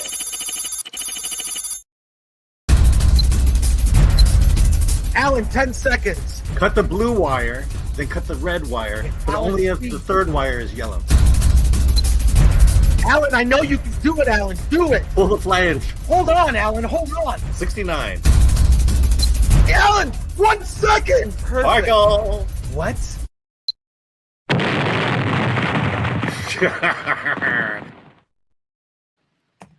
All right. I have to make a banner because we don't have a banner. Yeah, I made one this morning. I think You didn't make it in the correct Well, place. I had internet issues, and I don't really care. yeah, just make it. Jeez. Oh my God. I'm only on my second cup of coffee. All right. What about the background image? It's there. Oh no, there's Alan. There should be one. Oh, Alan, here's the thing that with Alan. This is yeah, why there we I love go. Alan. There it is. Sometimes he gets so caught up watching the show, he doesn't realize he kind of has a role to play. All And right. then see the image was there. Should be proof I made the banner and it just didn't show up. Let me tell you first of all about director Catherine Hardwicke. I met her. She probably doesn't remember me, but I met her at the Tucson Film Festival several years ago. She was there. I think she was there. It was a retrospective screening of one of her earlier films, which you might know, Lords of Dogtown. She's also the director of a film called 13. She also, whatever you think about this series, directed the very first Twilight. By the way, the very first Twilight movie is the best Twilight movie because it feels real. It's grounded in a reality. I feel like some of the other Twilight films, which I'm not the demographic for those movies, by the way, freely willing to admit, not the demographic, but the first Twilight movie, it's grounded in a reality, and she sort of set the tone for it. I think it went off the rails. And yes, I'm admitting now to all of you, I have seen all the Twilight films, but the first one is the best one. So when Catherine Hardwicke was at the Tucson Film Festival, she did this presentation, which was a PowerPoint where she went through and explained what directing is, what your job is as a director. She also is skilled in other areas that she brought to directing. She's going to tell us all about it. She has a new film that's opening on June 30th called Prisoner's Daughter. She also is the director of the recent Mafia Mama, which is in theaters today. Welcome to the show, the amazing Catherine Hardwicke. Hey, Catherine, good to see you. Hey, nice to see you guys. Oh my God. Hey, How's that for an introduction? that was an awesome introduction. I love it. And Tucson, yeah, that was so fun. We got to see Lords of Dogtown. That was super cool. You see, I got my skateboards up there. Yes. Right? My friend Britt, he says he's met you a couple times. Brit Hine said you probably, if you were at your place, the boards would be up on the wall. So that's great. That's great. Before we talk about Prisoner's Daughter, I want to talk about what you did, this presentation. You've done this talk before. I was riveted to it, and the Q&A kept going because you really broke down a lot of what directing is. You used examples from your movies like Twilight, and it was amazing. Can you talk about briefly this presentation? And I think what you did is you just laid out directing can be such a mystery, and you kind of demystified aspects of it. I really would just, and everyone at the festival couldn't stop talking about it. Would you mind going through like some of it and telling us? Yeah, that's so cool. Because actually, I just did it last night for Vancouver Directors Guild last night. So I literally did it a few hours ago, and it's called Fix It and Prep. And I kind of show examples of everything that a director has to do to get ready to make a movie. So like, how do you figure out what costumes a vampire is going to wear to play vampire baseball, for example? Is it going to be retro because they're, old school, they've lived a long time? Is it going to be modern? We try on different things. And, I kind of showed examples of like the first fitting, the first fitting for the baseball sequence. And then you think about, how do you figure out the locations that are going to work for something? And, you go in there, I try to get my crew, like even if it's the location manager or my assistant, they sort of act out the scene so I can visualize it, take photos. Then you make a shot list. What shots do I need? And then you look at that shot list. Is this too long to shoot in one day? You cut it back down. So I kind of show you all those different tools and things that I did on every movie to figure out how to shoot the movie. Because you don't want to just walk up there on the day and just be like, let's put the camera there. You have to have a plan, because maybe you don't even look at one wall. You don't want the person to waste the time putting all the skateboards on the wall that's not going to be in the movie. You put them where you're going to need to see them, where you'll see them, in the zone where the actors are. So I kind of talk about all those things because I used to be a production designer and an architect before that. That's amazing that you were an architect. Yeah. It's amazing that you began as an architect and you put the fix it in prep presentation is so useful. If you're an aspiring filmmaker, there's got to be a way to put the presentation online or something. But also, like, through that presentation, I just realized like how punk rock you are. Like, you're definitely old school punk rock, no BS. Like, so many people that are filmmakers, they get like into this heady, artful, like, and yes, filmmaking is an art for sure, but you like just demystify. It's like, no, you got to do this, you got to do that. Here's how the fix it in prep is like such a great philosophy. I mean, this is how you've been so successful as a filmmaker. You're just your long resume of movies. And I love like the because I saw that retrospective screening and you hosted a Q&A at Tucson. Because I saw the Dogtown and Z-Boys documentary, and then you did like the dramatization.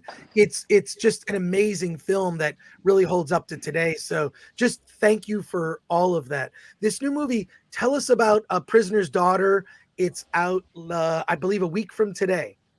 Right. Well, that was another kind of challenge because I think that movie was a little bit more like 13, where it was pretty contained like a family drama. And you have Brian Cox, who been in jail for a long time. He's done a lot of bad shit, living on the outskirts of Vegas, all the seedy sides of Vegas.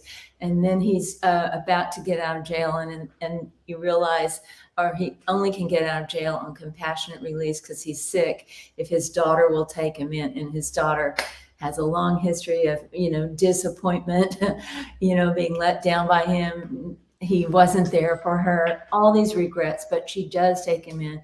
Kate Beckinsale plays the daughter, and she has a son. He doesn't even know about the son. And so the movie takes place a lot in their house because he's got to wear an ankle bracelet, and stay home and, be on probation and everything. So you feel like what it's like to have these two people that have such a long history, and how can they move past? Is it possible to move past your past and your regrets and your mistakes and make amends and change? And, so that's kind of what it is. And you have these two wonderful actors, of course, Brian Cox, Succession, amazing person, playing quite a different character than Logan is. This guy, yes, he has the violence, and the extreme nature, but in a way like you mostly saw Logan verbally abusive. And this one, you see that he's physical. Our character is also physical too. I just want to say to our audience, check out the trailer, Prisoner's Daughter. It looks amazing. It's also what I think has kept you grounded as a filmmaker is you really focus on the things, on the emotional drama within that's why the first Twilight is to me the best one, because you kind of set the tone, and then I feel like it just got too digital and ridiculous for me. Okay, other people, I think they just should have kept you directing all the sequels. That's another debate. But I mean, this movie just looks fantastic. The chat is on fire with comments and questions for you, so I hope you can stay on and address some of these comments. Yeah. We've got over 500 people watching live. Please smash that like button, and I'm just going to go to the comments. Let's go here. Latino Slant says badass skateboards and long live the Z Boys. Yes. Solomon Thornton says, greetings, Madam Catherine. Brock Samsonite says, I wonder if she got to meet Heath Ledger during Dogtown. Of course I did. Oh my God, it was amazing. In fact, I've directed him, and if he came to my house, which I'm right here in Venice. I live in Dogtown, right 5 houses from the beach. We did all of our rehearsals here, trying to really keep it authentic. So, we sat outside on the porch and, rehearsed some of those scenes, improvised them, really, he was such a creative force, and also, of course, I wanted him to, he had to surf and skate on the old 70s skateboards and surfboards. That was a fun challenge. He had to learn how to shape a 70s surfboard. We had so many beautiful adventures. Yeah. And then, Tucker Time asks, did you have any issues with the way Twilight changed vampire lore?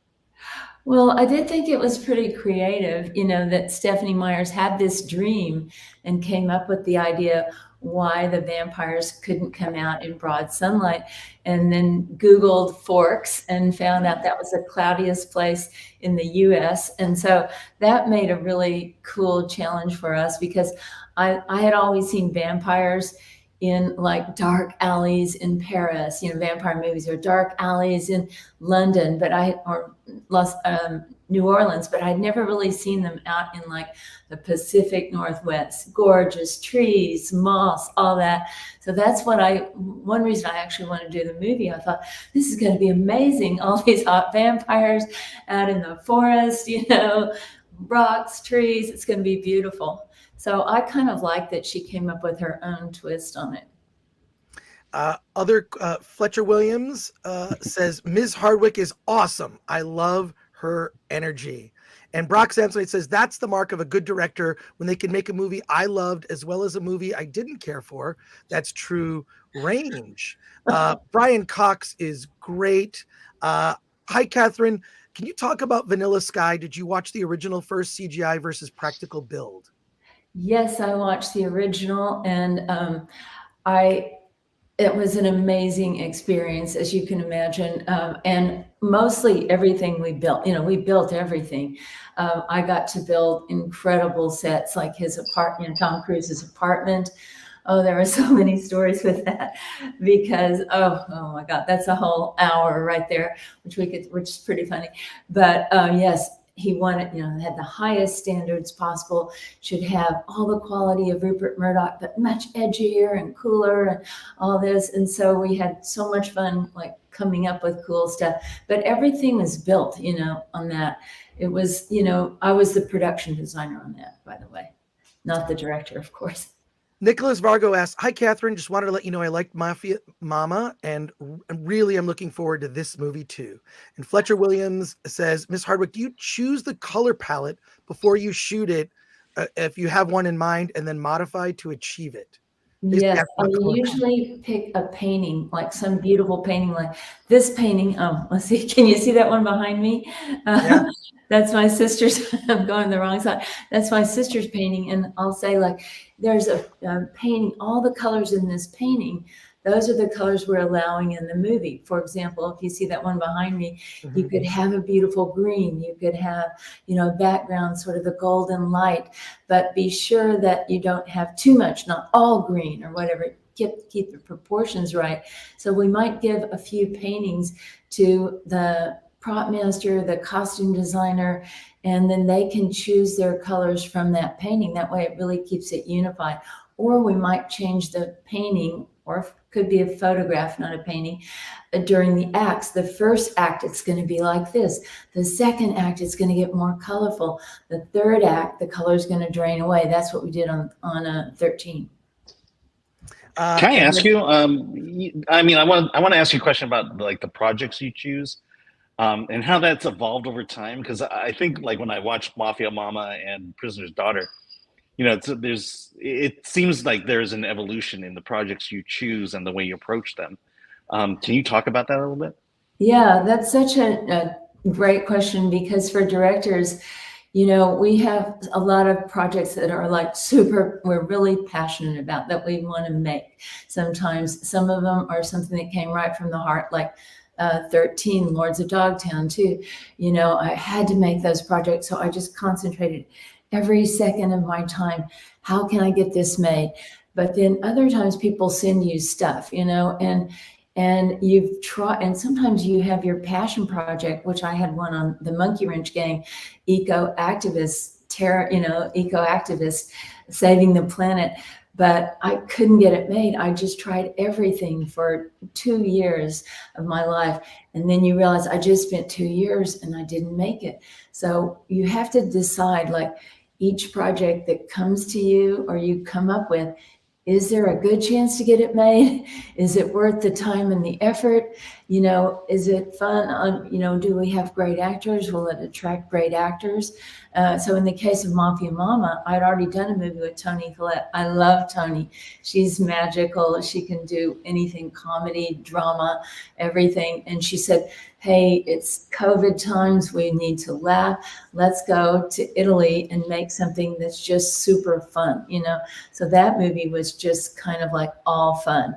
And then this drama, Prisoner's Daughter, was so intense and so personal, and, you know, family issues and, you know, all those things that I thought that could be really great too, you know? So they're completely different. And in between, I did Guillermo del Toro's Cabinet of Curiosities, Dreams in the Witch House, totally different too.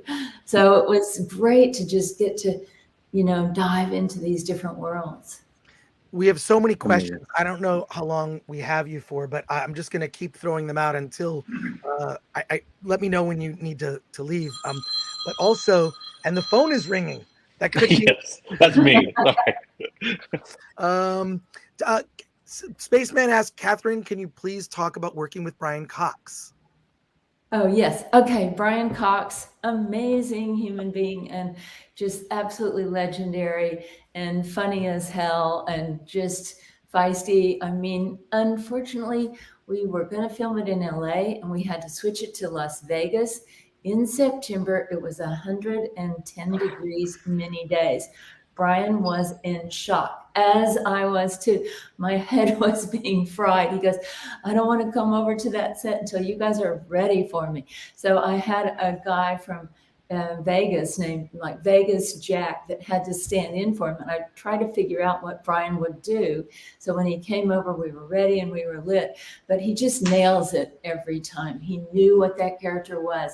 He felt it in his bones. He felt the pain, the humiliation, you know, all the things he had gone through, and you could just feel it in his heart, you know, in his performance, how he's very controlled, but he really wants to, you know, come back to a place with his daughter and his grandson, a good place before he passes away.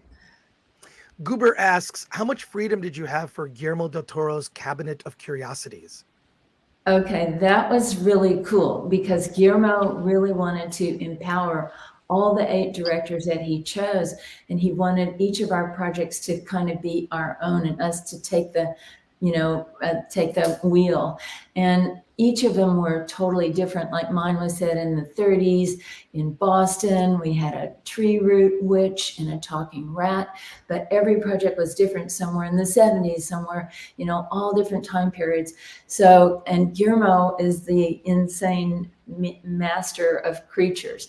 So that's the part that he got most excited about. But a lot of the production design, the acting, you know, he was very supportive of what we wanted to choose, but the creature, you know, he's got to get his hands on that. And he's so talented at that. And, you know, our witch had like a, a burning heart inside and the burning coal eyes and all these twisted tree roots and everything. I mean, it was pretty awesome. And Solomon Thornton, a lot of people asking, any advice for beginning filmmakers?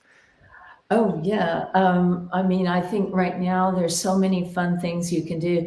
I always advise people to get your skill levels up as high as you can in every area. Like if you're more like a writer, or a literary person or an actor, then work on the visual side, like go to museums, study, art, painting, photography, color palettes, things like that. If you're more visual and you haven't really done the acting, take the acting classes. I took like 5 years of acting classes in between every job so that I'd be able to understand, how does it feel when you're up there on the spot with tons of people around you with lights and, telling you to be there in the moment? How can you take all that clutter out of your head and focus? And how can I, as a director, help the actor focus and be really present in the moment? So I guess that would be one thing. Work on your skill set, work with as many directors as you can, listen to their talks online and behind the scenes, all that. 13 was such a wonderful film. Do you plan to collaborate with Nikki Reed in the future? Asks Lubitsch Touched Me. Oh, I love Nikki, and I literally just talked to her, and it's actually the 20th anniversary of 13. So we're having a screening and she and I are doing a Q&A coming right up. And so I love Nikki. She's just kind of evolved into an amazing person with, working for Leica with her photography, creating sustainable jewelry, lifestyle products. She's so cool. And we always talk about, what can we do? What else can we do? She, of course, is in Lords of Dogtown and in Twilight. So I've had a long, beautiful collaboration with her. That's great. And then so many more questions here. The Nerd Far Away. Hail, Ms. Hardwicke. Do you think actors need to join the unions, or can they escape the typical Hollywood route? Granted, less work, but maybe more satisfying work. Wow. Okay, that is a good one. Since SAG-AFTRA is about to have a possible strike and everything, so the people that aren't in SAG can still work. Seems like they are still eligible to work on, more indie projects and things like that. So maybe it could be good that before you get really established to stay more indie. But then if you once you reach a certain level and you want to work on, movies with a bigger director, slightly bigger budget, you're going to have to join SAG, Cool. And then let's see. Latino Slant says, Catherine, Lords holds a special place in my heart. I was a little board surfer back in the day off Ocean Park Boulevard. How did you recreate the old OP Pier? Oh my God, that's so cool. Well, we did it in 2 ways. We went down to Imperial Beach, which is right on the border of Tijuana and the US. And there was that beautiful old Imperial Beach Pier, the wooden pylons. And then we believe it or not, on eBay, we found an old Ferris wheel and dragged it down there, and old parts of hilarious, carnival elements, and added them in and built a little pier part and basically created our own version, POP Pier. And then when it burned down, some of that we shot literally almost right there, right outside of my house, the burned down parts, that beautiful scene with Heath Ledger and Emile, where they talk about the old pier. And then let's see. Cher Bear asks, Catherine, the Nativity Story was a beautiful film. Was it stressful taking on such a powerful story and translating it to film? Yeah, I mean, thank you. That was amazing. From the day that I got hired to do Nativity Story, we had to find all the locations, on the other, in Europe. So we shot in Italy and Morocco, and then we had to find actors from 30 different countries. They lived in 30 different countries that would really feel like, people from the Middle East at that time. So, not too much Botox back in the day and all this. So it was really interesting to put that together and find like a common kind of accent, which was kind of like a light Israeli accent that we used. So, it was, and riding on camels and learning about camels. They can get mad and stampede, if they see grass and they want to go over there, all the crazy stuff that happened.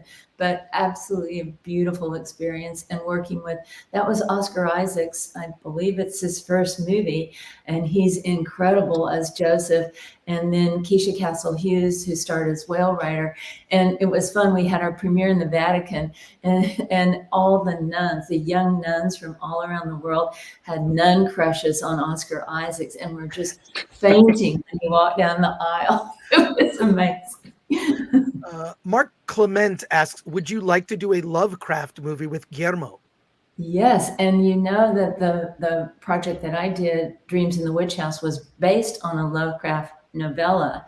So I've already had a little bit of a taste of doing that. It was super cool, the creepy rat, and Lovecraft had really created this atmosphere of this witch house that you felt like it was a living, breathing creature. So that's something we had a lot of fun doing with the sound design and everything.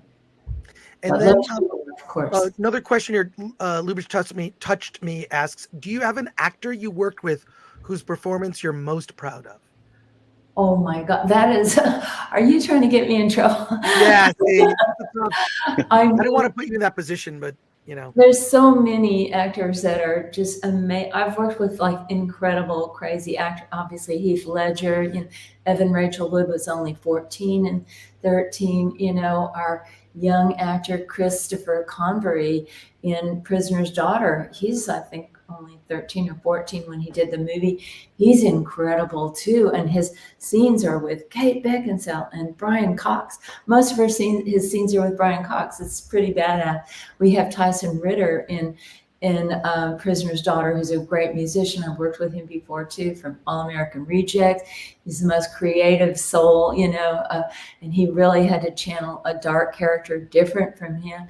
So, we just had so many incredible people I've worked with, Two quick questions from Rumble, from Aid Ellis 24. Could 13 get produced in 2023? I think so, because we have some fearless, beautiful places like, A24 or, awesome companies that are really pushing and trying to do something great. So I think it could, but it was very hard to get it made then too. We just like, I got paid $3 for doing the whole movie, because nobody thought that, a movie that was going to be R-rated, because very tough, serious, subject matter, that, she cuts and everything in the movie, and a lot of stuff is going on in her life. So they thought an R-rated movie starring a young girl, a 13-year-old girl, that's not very box office friendly. It doesn't have any superheroes in it. So at any point that movie would need to try to get made, it would be difficult, I think. But I think there's a lot of courageous people now that would do it. We were just talking about A24 earlier and how they're really the company that I'll see anything that they put out with their brand because it's always something unique. Also, from Rumble, Aid Ellis 24, what was it like adapting Jamie Hewlett's designs for Tank Girl? Oh my God, what a great question. I could not have had more fun as a production designer. As you can imagine, if you saw Tank Girl, when do you ever get to design a tank that's going to have a barbecue pit on it and an umbrella and a crazy animal on the front, every single thing was just pure, imaginative joy. And Jamie is so creative anyway, and his comic books are so fun that you just felt, and he was so encouraging that you just felt like this is like limitless, and I just had the best time you could ever have on that movie. We shot it in New Mexico, White Sands, New Mexico, and in Arizona in an abandoned copper mine. And then Latino Slant says, Catherine, Miss Bala, you excited for Donette Alcocer and Blue Beetle? Yes, our same beautiful writer, Gareth, wrote Blue Beetle, so I cannot wait to see what he's done with that. He's such a, brainiac, fabulous. Gareth has so many cool ideas, and he did a, beautiful adaptation of Miss Bala, and it was delightful to work with him. He's just a very talented person, so I cannot wait. I loved Miss Bala and working with Gina, amazing Gina Rodriguez and Ismael Cruz Cordova. Yay. So again, I could have mentioned them, love working with those actors. I should mention them. They're all so good. And then Ismael Cruz Cordova is again in Dreams of the Witch House in the Guillermo del Toro project, playing a very different character. Cool. And then just a few more questions and we'll wrap up. But Brock Sampson asks, in your whole body of work, what was your favorite location to shoot a scene at, and why? Oh, that's a good one. Wow. Favorite location. Oh my God. I've been so lucky. Like Mafia Mama, we got to shoot in, 400-year-old villas in Rome that had a cow head on the wall that said that cow gave milk to the Pope during World War II. I'm like, what? Mind blowing. And of course, the forest around Portland, Oregon, were just drop dead beautiful. And the Oregon coast on Twilight, insane, so my God, I've been so lucky. Morocco, shooting in Morocco out in the desert. I've been lucky. I've shot in London, was insane on Miss You Already. I guess I'm a lucky person. Yeah. Well, your presentation, that Fix It in Prep, I feel like that's like taking a master class in filmmaking. That presentation, I mean, it was like just around an hour-ish, and I could not believe how much dense information. You don't waste any time saying, this is what a lot of rhetoric around, advice for filmmakers is: go for your dream, do this. It's a lot of like flowery, like inspirational language, but you just go like, okay, here's what you got to do. And you just like go right into it. And I would love to see it. And also congrats, American Cinematheque this weekend. Catherine will be there with 13, retrospective screening with Nikki Reed as well. So is it this weekend? No, I think it's next month. Next month. Okay, coming up. Yeah. You can go to AmericanCinematheque.com to check it out. It'll be a screening with a Q&A and whatnot. So and at the Lindley, I'm doing next Wednesday and Friday, we're doing Q&As for Prisoner's Daughter. So that's going to be fun too. All right. Well, we'll end with that. Brock Sampson, it says, very cool. Thank you for taking the time to chat with us. And Juxtapose says, sold. Where can I watch this film, Prisoner's Daughter? Okay, it's coming out in theaters next week. And so, yeah, definitely go support it. See it in a theater. Get overwhelmed by Brian Cox on a big screen instead of just the little one. You're going to love him. He's so powerful. And Kate and Tyson and Ernie Hudson. So it's a beautiful film. And also it will be, of course, on pay VOD, I'm sure, about a month later or something. Yeah. Well, Catherine, on behalf of everyone in the chat, which is on fire, Allening and myself, just want to say thank you for taking the time to chat with us. You are on a rare short list of people working in Hollywood as a filmmaker that is no BS, and I appreciate your work. You're always doing something interesting and challenging, and I feel kindred spirits in the punk rock sense. So thank you again for all you do. Hey, thank you so much. This was a lot of fun. You guys are amazing. Cool. Thank you. Thanks. And I strongly recommend, if there's any way to see that, Fix It in Prep. In Prep, Fix It in Prep. See that presentation. It will change how you look at making movies. Thank you, Catherine. Really appreciate you. Thank you guys so much. Thank you. Awesome. Day. Take care. Thanks. Bye. Bye-bye. That was great. Yeah. That was She's great. amazing. Oh my gosh. She's amazing. Wow. That was awesome. Yeah, that was packed. That was packed full of information. Packed full of info, and she's great. I missed some super chats. Let me see. Super chats from Chemist. We'll answer for her. Ask her about Kristen Stewart's crunchy bush in the first Twilight. Oh, Here's what I'll say about this. Chemist, I'm happy to take your $4.99 super chat and the 2 other super chats. Why was there no Crunch Bush in the first Twilight? Chemist asks for $1.99. Kristen's Crunchy Bush wasn't insane. Lol, sorry. How do we not get to these? That's I can't believe I missed those. oh my gosh. I'll take your money. Chemist, you asked some very good questions earlier. I am not going to ask a guest who has been invited to appear on the show a question which could be considered rude. Now we'll ask maybe some challenging questions, interesting questions, but I bring these guests to you, the Film Threat audience, so you have access to them. But yeah, I have watched all the Twilight movies. I can definitively tell you there is no Crunchy Bush in any of the Twilight films. Not Alan, do you remember it or no?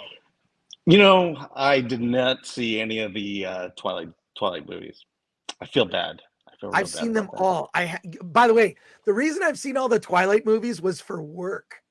I saw them because they came out when I was working at G4, and they like forced me to review all of them. I'm like, do I have to? It's like it's the biggest release this week, so I had to watch all of them. I'm fortunate to have a wife who did not want to see those movies, so I was very fortunate. Anarkitty83 just gives us $1 with no comment. Thank you, Anarkitty83. MK Solid 82 for $1.99. Alan still stays up late for the Red Shoe Diaries. I'll be honest, I was never really a fan of Red Shoe Diaries. Well, fair enough. Aurora Uplinks has just become a YouTube member. We appreciate you for that. All right, we're going to pivot. We are pivoting. As we speak, we are going to pivot. Okay? It's going to happen as I just need to find find the video. Yeah, all right, here we go. The number of the day is 69.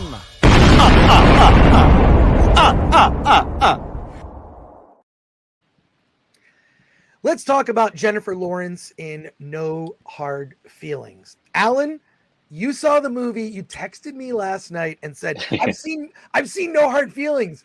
So I thought you saw it already, didn't you? I did. I've seen it twice. Okay. All right. Tell us about No Hard Feelings. Okay, so essentially it's all in the trailer. Jennifer Lawrence's character, she's about to lose her house. She drives Uber to make money on Montauk. This is during the summer when all the people fly in for the summer. So it makes all her money that time. Her car gets towed away by a jilted lover. And so she has no car. She can't earn any money. She's going to lose her house. Her friends give her an ad, a Craigslist ad, that basically says, hey, date our son and we'll give you a Buick. And by date, it's in the trailer, date, she's going to date him. So she takes the job, and the whole movie is about her trying to basically seduce the young boy, 19 years old, to kind of get him out of his shell. And it's important. It's important why. Yeah. His parents, played by Matthew Broderick, and who's the woman in that? Yeah, I kept thinking it was Courtney Cox, but that's not her. No. In any case, it's Laura Benanti is. Oh yeah. Okay. With Laird. Broadway story. Laird, exactly. So they want to get their son out of his shell. He is Percy Becker is played by Andrew Barth Feldman, who's the sort of gangly, skinny, like maybe slightly on the spectrum. He has an anime t-shirt when we meet him. He's sort of a wimpy dude who plays video games, looks at TikTok. He's typical of a male of his age at 19 years old. Doesn't drive a car, just sort of fearful, like, sort of a failure to launch. And Jennifer Lawrence's character, who's 32, by the way, Maddie, is hired to get him out of his shell, basically to date him real hard. Yeah, and date his brains out. Date his brains out. The point is to get him out of his shell. Jennifer Lawrence's character is totally superficial, doesn't care about anybody else, isn't interested, is just sort of banging dudes on the side for fun, but is not particularly serious about any particular guy, whatever, doesn't matter to her. She's very surface level. And so she's hired to bring him out of his shell. And it kind of ends up being a story where she realizes kind of what an asshole she is. She ends up actually caring more about other people, oddly, and ends up being this sort of reverse thing where they learn from each other. Now I've got to say, this is the raunchy comedy we've been waiting for a very long time. And I will say this. Yeah. Her performance in No Hard Feelings. She claims to be the first female action hero. I'm going to give it to her. She is. She does an action sequence in this that is amazing. I don't think any other actress will ever do what she did in this action sequence. It reminds me of Alexander Skarsgård in The Northman and Ken Jeong in The Hangover. It is amazing. She is the first female action hero ever in a movie. Well, look, he's 19 years old. She's 32. Whoa! Yeah. Yeah, I broke a chair. Okay. First female action hero ever in a movie. Dude, first of all, are you okay? Yeah. Wow, I'm not. Look, in my defense, I've lost 20 pounds in the last in the last month. Oh my God. Oh no, that's skinny. Oh, Alan, I'm glad you're okay. Oh man. Yeah. Oh no. Yeah, man. That's right. Oh no. What are you sitting in, an IKEA chair? Oh my God. Oh. Well, that was fun. Oh my God.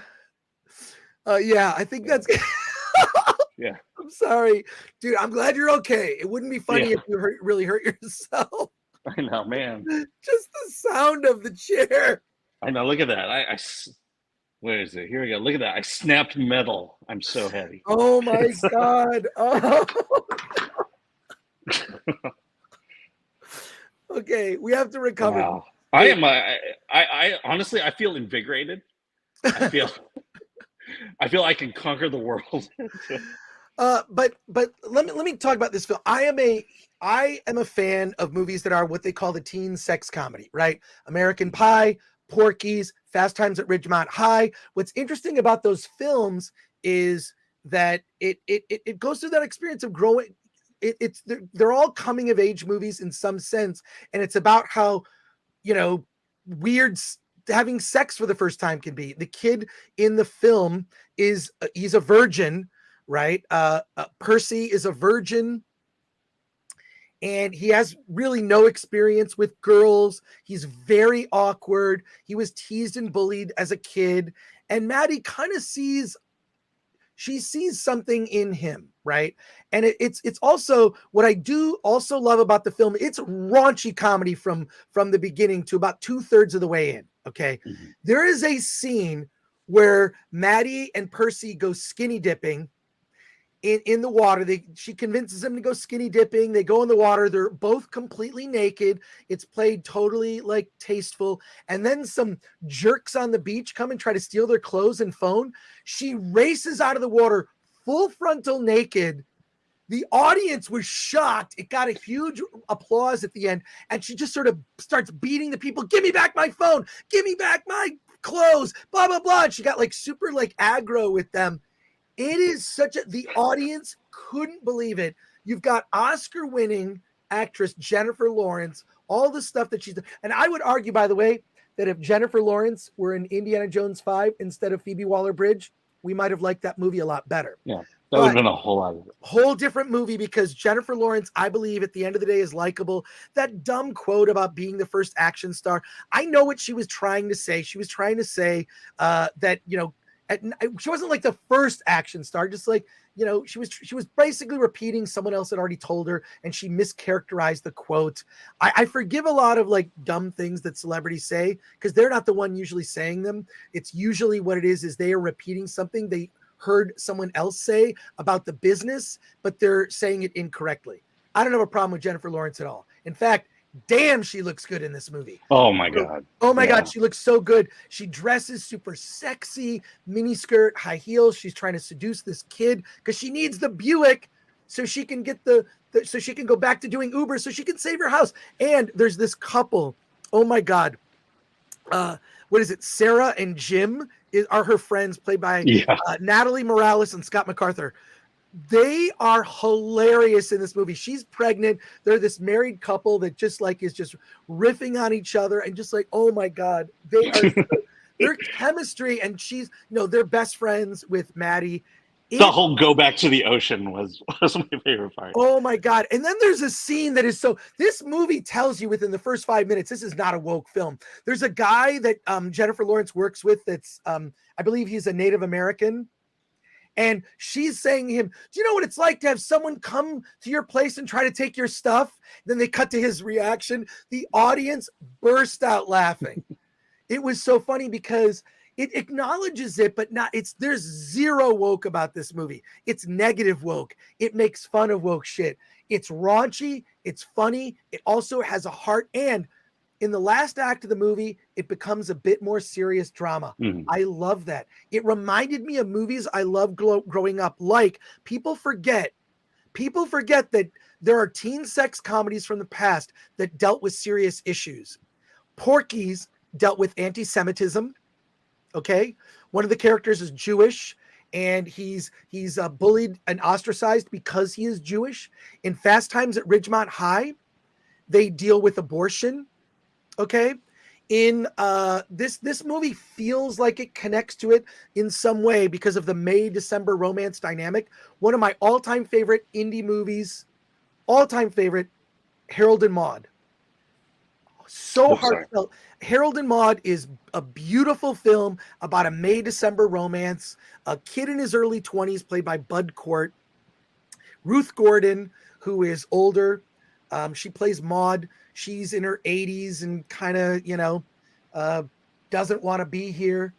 And that's about the acceptance of death and learn to appreciate life. I'm getting chills just thinking about it. I love Harold and Maude. It's such a beautiful film. I watched that movie on repeat when I was a kid. It was when I first got a VCR. It was one of the first films I got along with Superman, the motion picture. And I got Harold and Maude, which is 90 minutes long. Directed by Hal Ashby. It has a real heart. I mean, it's a weird comedy in it. It's a very weird comedy, but it also, the ending gets very serious. Same with this movie. And if you can't take the serious level, get out of the kitchen. So it starts as this super raunchy comedy. Not that there's not raunchy comedy in the third act, but it gets a bit more serious.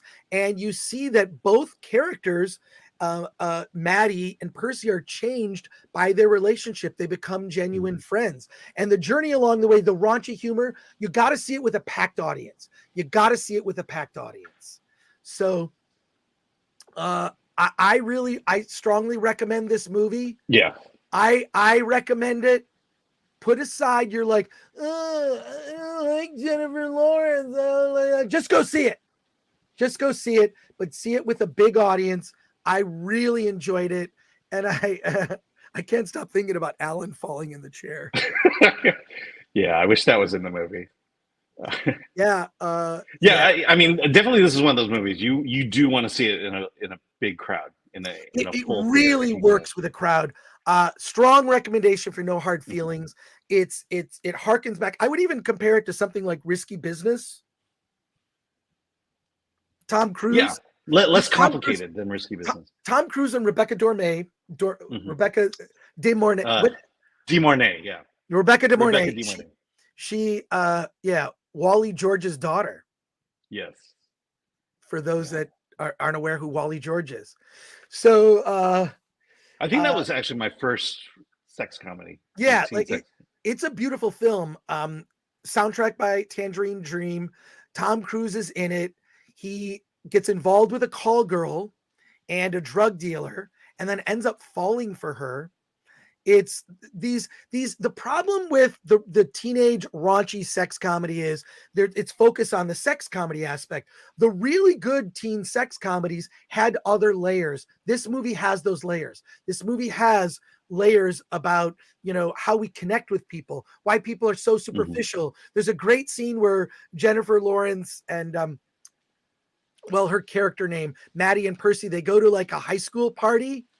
And she's like 32 years old. And she's like, you hear like references to her age constantly. You have to give it up for Jennifer Lawrence to do this role. Her character looks like a jerk and an a-hole through the whole movie. She does full frontal nudity. She is made fun of for her age, being in her early 30s, or being fun of for just not being cool, right? Like, it's awesome. And when she goes to this high school party, they make fun of her. Like, she even like talks about, like, she makes fun of these two guys, like, oh, why don't you two guys just bang each other? It's like, and then they get their phones out and start filming her. Oh, you making fun of us for being gay? And it's like, no, it's fine if you guys have sex with each other. Like, they're trying to like create a viral moment so she'll get canceled. It makes fun of everything happening today. If you despise our current timeline, and you despise the movies that are being churned out, and despise the lecturing and all the BS woke nonsense, this is the comedy Alan and I have both been saying needs to be made today. Go see No Hard Feelings. Yeah. It's fall on the floor laughing.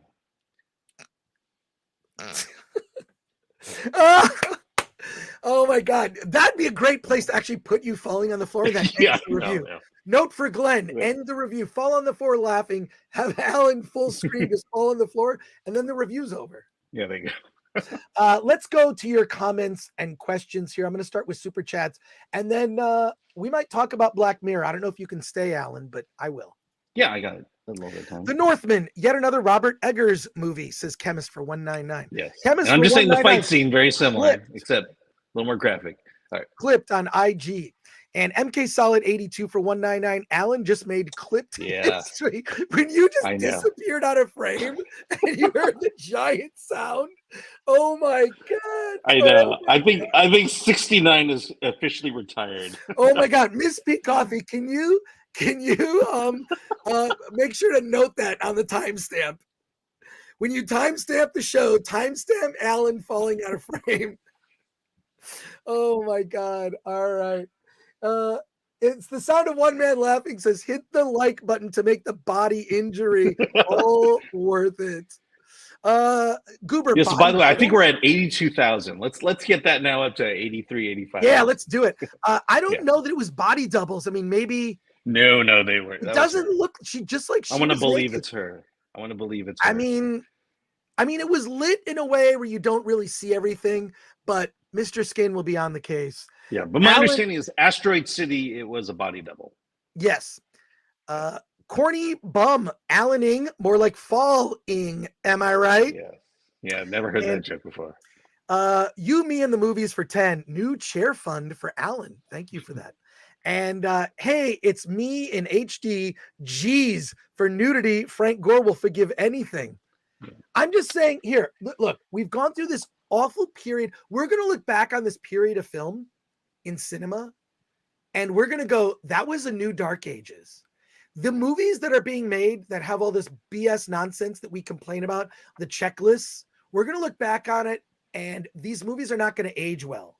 The point is that I believe for certain types of films, for exploitation movies and for teen sex comedies, there better be some nudity for those two. I'm not looking for nudity in terms of endearment or tar. I'm not looking for nudity in some Oscar movie, right? Nudity is a staple of exploitation and teen sex comedies. So there you go. And sometimes I will admit, sometimes full frontal nudity is not the Schindler's List directed by Steven Spielberg. The Oscar-winning movie Schindler's List has some of the worst nudity, full frontal nudity in a film. And by the way, it was the only time full frontal nudity appeared on network television was when they aired Schindler's List unedited on TV. That is one case where I'll say maybe they should have cut the nudity. By the way, the Schindler's List nudity, the only nudity not found on Mr. Skin.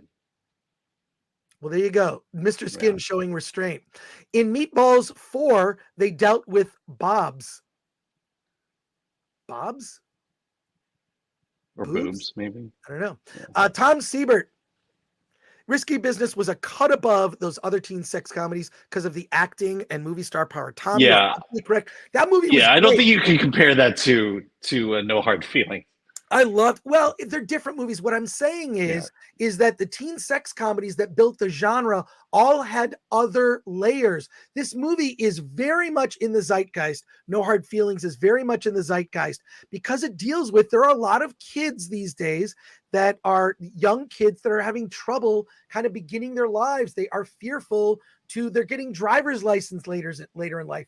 They're becoming dependent on, there are new, okay, you ready for this? I saw someone do a story on this. New home constructions include an additional sort of apartment dwelling for adult children. Do you realize that? New home builds are actually including the fact that socially we have changed. So this is a real issue, and this movie deals with it in a very thoughtful way. It's a very thoughtful film. It's a very thoughtful film and entertaining. And talking about movie Dark Ages, his self-assuring title for $9.99. I can't wait for comic book movies to die so action movies can return to gritty action shoot-'em-ups like Taken or John Wick. And I grew up reading comics. I do think we've reached peak. Nothing is going to top Endgame. Nothing is going to top the 13-year journey from Iron Man to Endgame. Iron Man to Endgame will never reach that pinnacle again. And, I wish, we said we were going to talk about The Flash and the future of DC movies. I don't think we talked about it at all. Yeah, I know. That was our thumbnail, too. So my apologies. But those of you that watch on the live cast, you know how things can go. We had Catherine Hardwicke on the show today. Nicholas Varga for $4.99. Is the seriousness like something out of The Last American Virgin? I love that teen comedy. Yes, in the sense that it's a serious threat. It's not played seriously until the end of the movie. The third act gets a bit more serious. There's still raunchy comedy in it, and there's like some good feels. So if you like feels and boobs and full frontal Jennifer Lawrence, this is the movie for you. So I've seen it twice. It was even better the second time. And Chemist, I'll take Frank Gore's nudity over this multiverse craziness that we'll never forget. Thank you, Chemist, for that. Jennifer Lawrence's comeback arc, says Trad Viz, who's also a member, 100% her comeback arc. This is a crowd pleaser. It's a popcorn movie. By the way, also, this movie, not made for very much money. Got to be under 30 mil. So you're going to see this movie. This movie might make more than The Flash this weekend. And by the way, I noticed that our AMC Burbank 16 theater, they're pulling The Flash from the premium screens. You can only see The Flash in IMAX. It's not in the Dolby Digital or the laser. So what does that tell you? You know what they did? They put Spider-Man back on those screens because Spider-Man is making money. Yeah. Spider-Man is making money. Brock Samsonite says, not woke, but still feels like empty pandering. I don't see women running to watch this movie. I don't see a lot of guys running to sit through this either. This sounds like a painful watch. Brock, go see the movie. Go see the movie and then come back to me. And I don't know that it was meant for women. Let's just say that. It's not. I mean, but see, I think women will. The audience that I saw it with was very mixed. It was a lot of people on dates. It was a mixed audience, probably 50-50 male, female. And the entire audience was roaring with laughter. See it with a crowd. And it's not empty pandering. It's a kind of, somebody saw an opening, somebody listened and said, hey, they haven't made a raunchy comedy in a while. Let's make it. And also, Jennifer Lawrence is a producer on the movie. She wanted to see this movie get made. Yes, Imperfect says it's a date movie. It is 100%. You could see this movie with a date, total icebreaker. It's fun. It's opens up conversation. So there you go. Oh my God, Zaxxon says, I had The Flash pop up on YouTube as a pre-order this morning. It's only the second weekend. It's already for pre-order. Holy hell. So Dateline says 2 million in previews for J-Law, says Tom Siebert. That's good for a movie this movie will make a profit. The Flash will not. What does that tell you? No Hard Feelings will make a profit. So there you go. Let's pivot for a moment, Alan. I know I got to let you go. 69. Geez, Alan, I think we have the new 69. We all know what it is. How would you define exploitation, Alan? Exploitation? Gratuitous. Gratuitousness.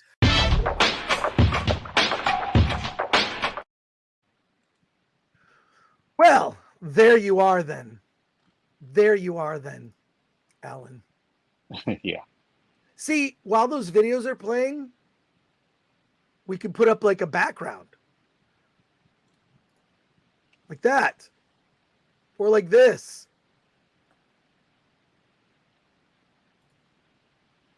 Let's do it. All right, okay. We literally have had the funniest unplanned moment on this show. I know. See, TV shows and movies, they plan that stuff. This is what's great about the Film Threat Livecast. Everything's spontaneous. Nothing is planned. And that's what makes us better than everyone else. We're not better than everyone else. We are better than everyone else. We're another voice in the wilderness that is YouTube. Which is better than everyone else, yeah. Well, let's talk about season 6 of Black Mirror. I have been a huge fan of Black Mirror. From the first season, which blew people's minds, kind of came out of nowhere. It's written and created by Charlie Brooker, which you may or may not know who he is. Charlie Brooker did a show. It was a short season, I think like 5 or 6 episodes, called Dead Set. It's a zombie movie set during a Big Brother, a filming of the TV show Big Brother. It's fantastic. So good. And I'm a huge Charlie Brooker fan. He wrote a book, a collection of his essays. And he's a guy that takes a lot of risks with his shows. He's also, in addition to that, he did a show. God, I'm having a hard time finding it. Why am I having a hard time finding it here? That's because it's from 2005, a show called Nathan Barley. If you have never seen Nathan Barley, it is so far ahead of its time. It came out in 2005. It's a brilliant show about a moron who does a website with funny videos. It predicted all the idiocy that's happening today. So 2 other Charlie Brooker things that I would recommend are Dead Set, which was a mini-series, 5 episodes, and Nathan Barley, 6 episodes. Strong recommendation for both of those. But Black Mirror is something he created, and the new season is here. And typical of all the seasons of Black Mirror, there's one really good episode, and then the other episodes are a mixed bag. The first episode, which is called Joan is Awful, is basically this very meta take on Netflix. This character named Joan, who, she's just sort of kind of a jerk, whatever. She may or may not be cheating on her boyfriend. She has to fire someone at work that she almost kind of enjoys firing the dude. She has this assistant that's helping her out. And then she goes in the evening to watch something on Streamberry. Streamberry is basically it's basically Netflix, right? She goes to watch something on Streamberry and she sees a show called Joan is Awful, and the character in it looks suspiciously like her, played by Salma Hayek, which has like these sort of frosted, very distinct haircut. And Salma Hayek is basically her. And you see the events transpiring are from Joan's actual life. Come to find out that Salma Hayek licensed the rights to her likeness, a deepfake likeness of her, to be in this show. So Salma Hayek isn't even acting in the show. She just sold away her rights to Streamberry to appear in shows. Joan is Awful is probably the best, if not tied with another episode that I thought was very good for this season of Black Mirror. It deals with AI creation of content. It deals with sort of the meta aspect of her seeing her life play out and how she kind of breaks the fourth wall, where she actually ends up going to Streamberry headquarters to get revenge. I love it. I love it. I mean, I was always a fan of shows like The Outer Limits and Twilight Zone growing up, and Black Mirror is the present day sort of, tech very tied to the zeitgeist version of that. And Joan is Awful, probably the best, if not tied for the best episode of the show. Lock Henry starts off much weaker, where you see two filmmakers that end up doing kind of an exploitation murder show that is very personal to these filmmakers in this Scottish town. But I'll say this on Lock Henry. You're thinking, oh God, it's not as good as Joan is Awful. The ending of the movie that pays off is incredibly dark.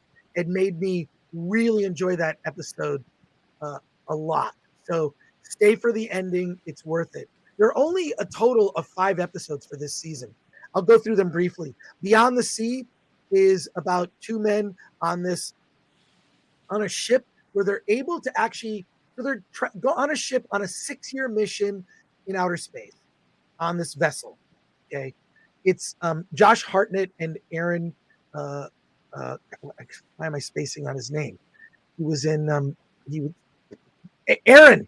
Aaron Paul, or it's Aaron I haven't Paul. seen it, so okay. Yeah. Aaron Paul. So there you go. So they're both on this ship, but what they can do is, in order to have kind of a life so they can stay sane on the 6-year mission in this small capsule, they connect with a robot version of themselves that's on Earth that can still interact with their families. Josh Hartnett's family is murdered in some weird ritual, like Charlie Manson like murder, including his robot is murdered, and he's lost everything. So here he is trapped on this mission and he's lost everything, and the tension that comes from that. So that's Beyond the Sea. I would say that's, to me, tied with best with Joan is Awful. Then you've got Maisie Day, which was okay. It was fine. It's about paparazzi photographers trying to get a photo of an actress, and something terrible has happened with her. That episode was probably the weakest of the bunch. And then there's the final episode is called Demon 79, and it's branded Red Mirror. Red Mirror is a new brand sort of within Black Mirror that's their horror. So they want to do a horror offshoot of Black Mirror that's called Red Mirror, and it's actually fine. It's basically a demon spirit appears to a young woman who works in retail at a shoe store, who just has fantasies of killing like her boss and her coworker, who completely humiliates her and diminishes her. And she needs to kill 3 people over the next 72 hours or the apocalypse will occur on Earth. So she turns this sort of, humble, mild-mannered retail shoe clerk into a mass murderer. And only she can see the demon spirit.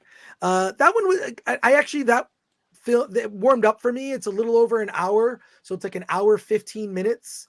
I thought it was decent. I thought it was decent in the end. It had a decent payoff. So like every season now of Black Mirror, you've got your strong episodes, your kind of mixed episodes, but I watched it all in one day and I really enjoyed it. I'd rather watch bad Black Mirror than like good, name a dumb show that I don't care about. Marvel. Than any Marvel TV show. Oh my God. Heads and tails above Secret Invasion.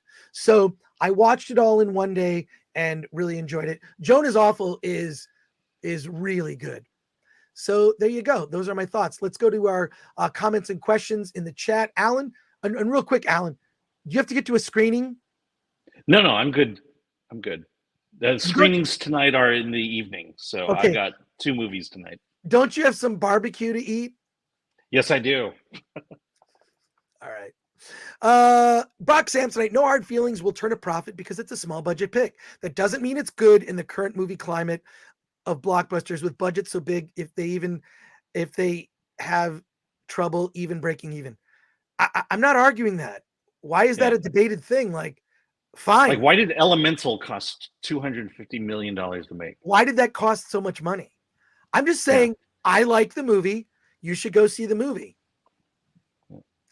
I'm recommending And it doesn't need everyone to love it to make a profit. That's the business of filmmaking. And for some reason, the studios don't remember that. And don't remember what it's like to make money. I prefer movies like this. It's not trying to appeal to everybody. It's not trying. There are people that are going to see that movie and be freaking offended. And there are people, I don't understand the hate. Jennifer Lawrence seems pretty base to me. She seems pretty based. Yeah. She flubbed up with one ignorant remark. A couple. I don't even blame her for. Well, look at Asteroid City. That movie does not need to make a lot of money at the theaters to turn a profit. Right. If you look at those sets are, anyone can build those sets basically. And from Rumble, Aid Ellis 24. Joan is awful is Netflix admitting their model is broken via Black Mirror. Yeah, that's why I was really surprised, because that episode, Joan is awful, kind of makes fun of Netflix, the way that they basically everything is just churned out garbage. They're just churning out whatever, to the point where there'll be AI just making content, and the show, that episode comments on that. Black Mirror's best days are definitely behind them at this point, says Geek Truth 64. Yes, and there are diamonds in the rough, and this season is worth watching because it's like 5 episodes. So my son told my wife and I that Lock Henry made him think of us. Says Kevin Apple. Let me just say, that's not a good thing. Check it out, Kevin. Twilight Zone, The Outer Limits are much better still, says Purple Snack, who's a member. Yeah, I love it. I have like the box set on Blu-ray of all the episodes of Twilight Zone. It's amazing. Yeah, that first episode of Twilight Zone still resonates today. I mean, their moral drama, they're timeless. The Introspect M, who's a member, Black Mirror initially stood out because there hadn't been an anthology show in a long time, but overall, most episodes I've seen haven't been that compelling.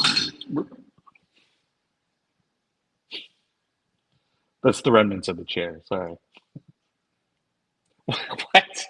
What?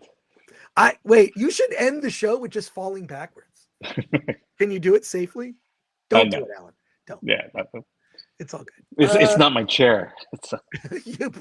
Oh my God. John Locke's long last name says Selma can do whatever she wants after Desperado. She makes fun of herself in this a lot. It's great. It's great. So kudos to her for doing that. So, but look, I recommend Black Mirror season 6. It's a quick watch. You can binge it in a day, and there again 2 really good episodes and mixed bag on the rest depending on your mood. So there we are. We're going to leave it at that. Alan, what are you doing tonight? Let's see. I've got 2 documentaries tonight. Both of them music. If I could pull up the thing here. Sorry. Here, say your thing, and I'll tell you what I'm seeing tonight. What's that? Say your thing, and I'll tell you what I'm seeing tonight. Yeah, I'm going to be at Exotikon. I will be at Exotikon this weekend. I'm going down with my buddy Grady. We're driving down in like an hour or so, and we're going to check it out. It's like a tiki. It's like ManCon, like tiki drinks, tiki stuff, bands, burlesque dancers, artwork, shag bar. I can't wait. I have a special. Can I show you the special shirt that I'm going to wear? I'll be right back. Let me show you what I'm wearing this weekend so you can spot me. I'll be right back. Yeah. So I'll just say tonight at the Oak Cliff Film Festival, I'll be seeing a documentary, Stand by the Future, a Negative Land documentary, if you're familiar with the band Negative Land.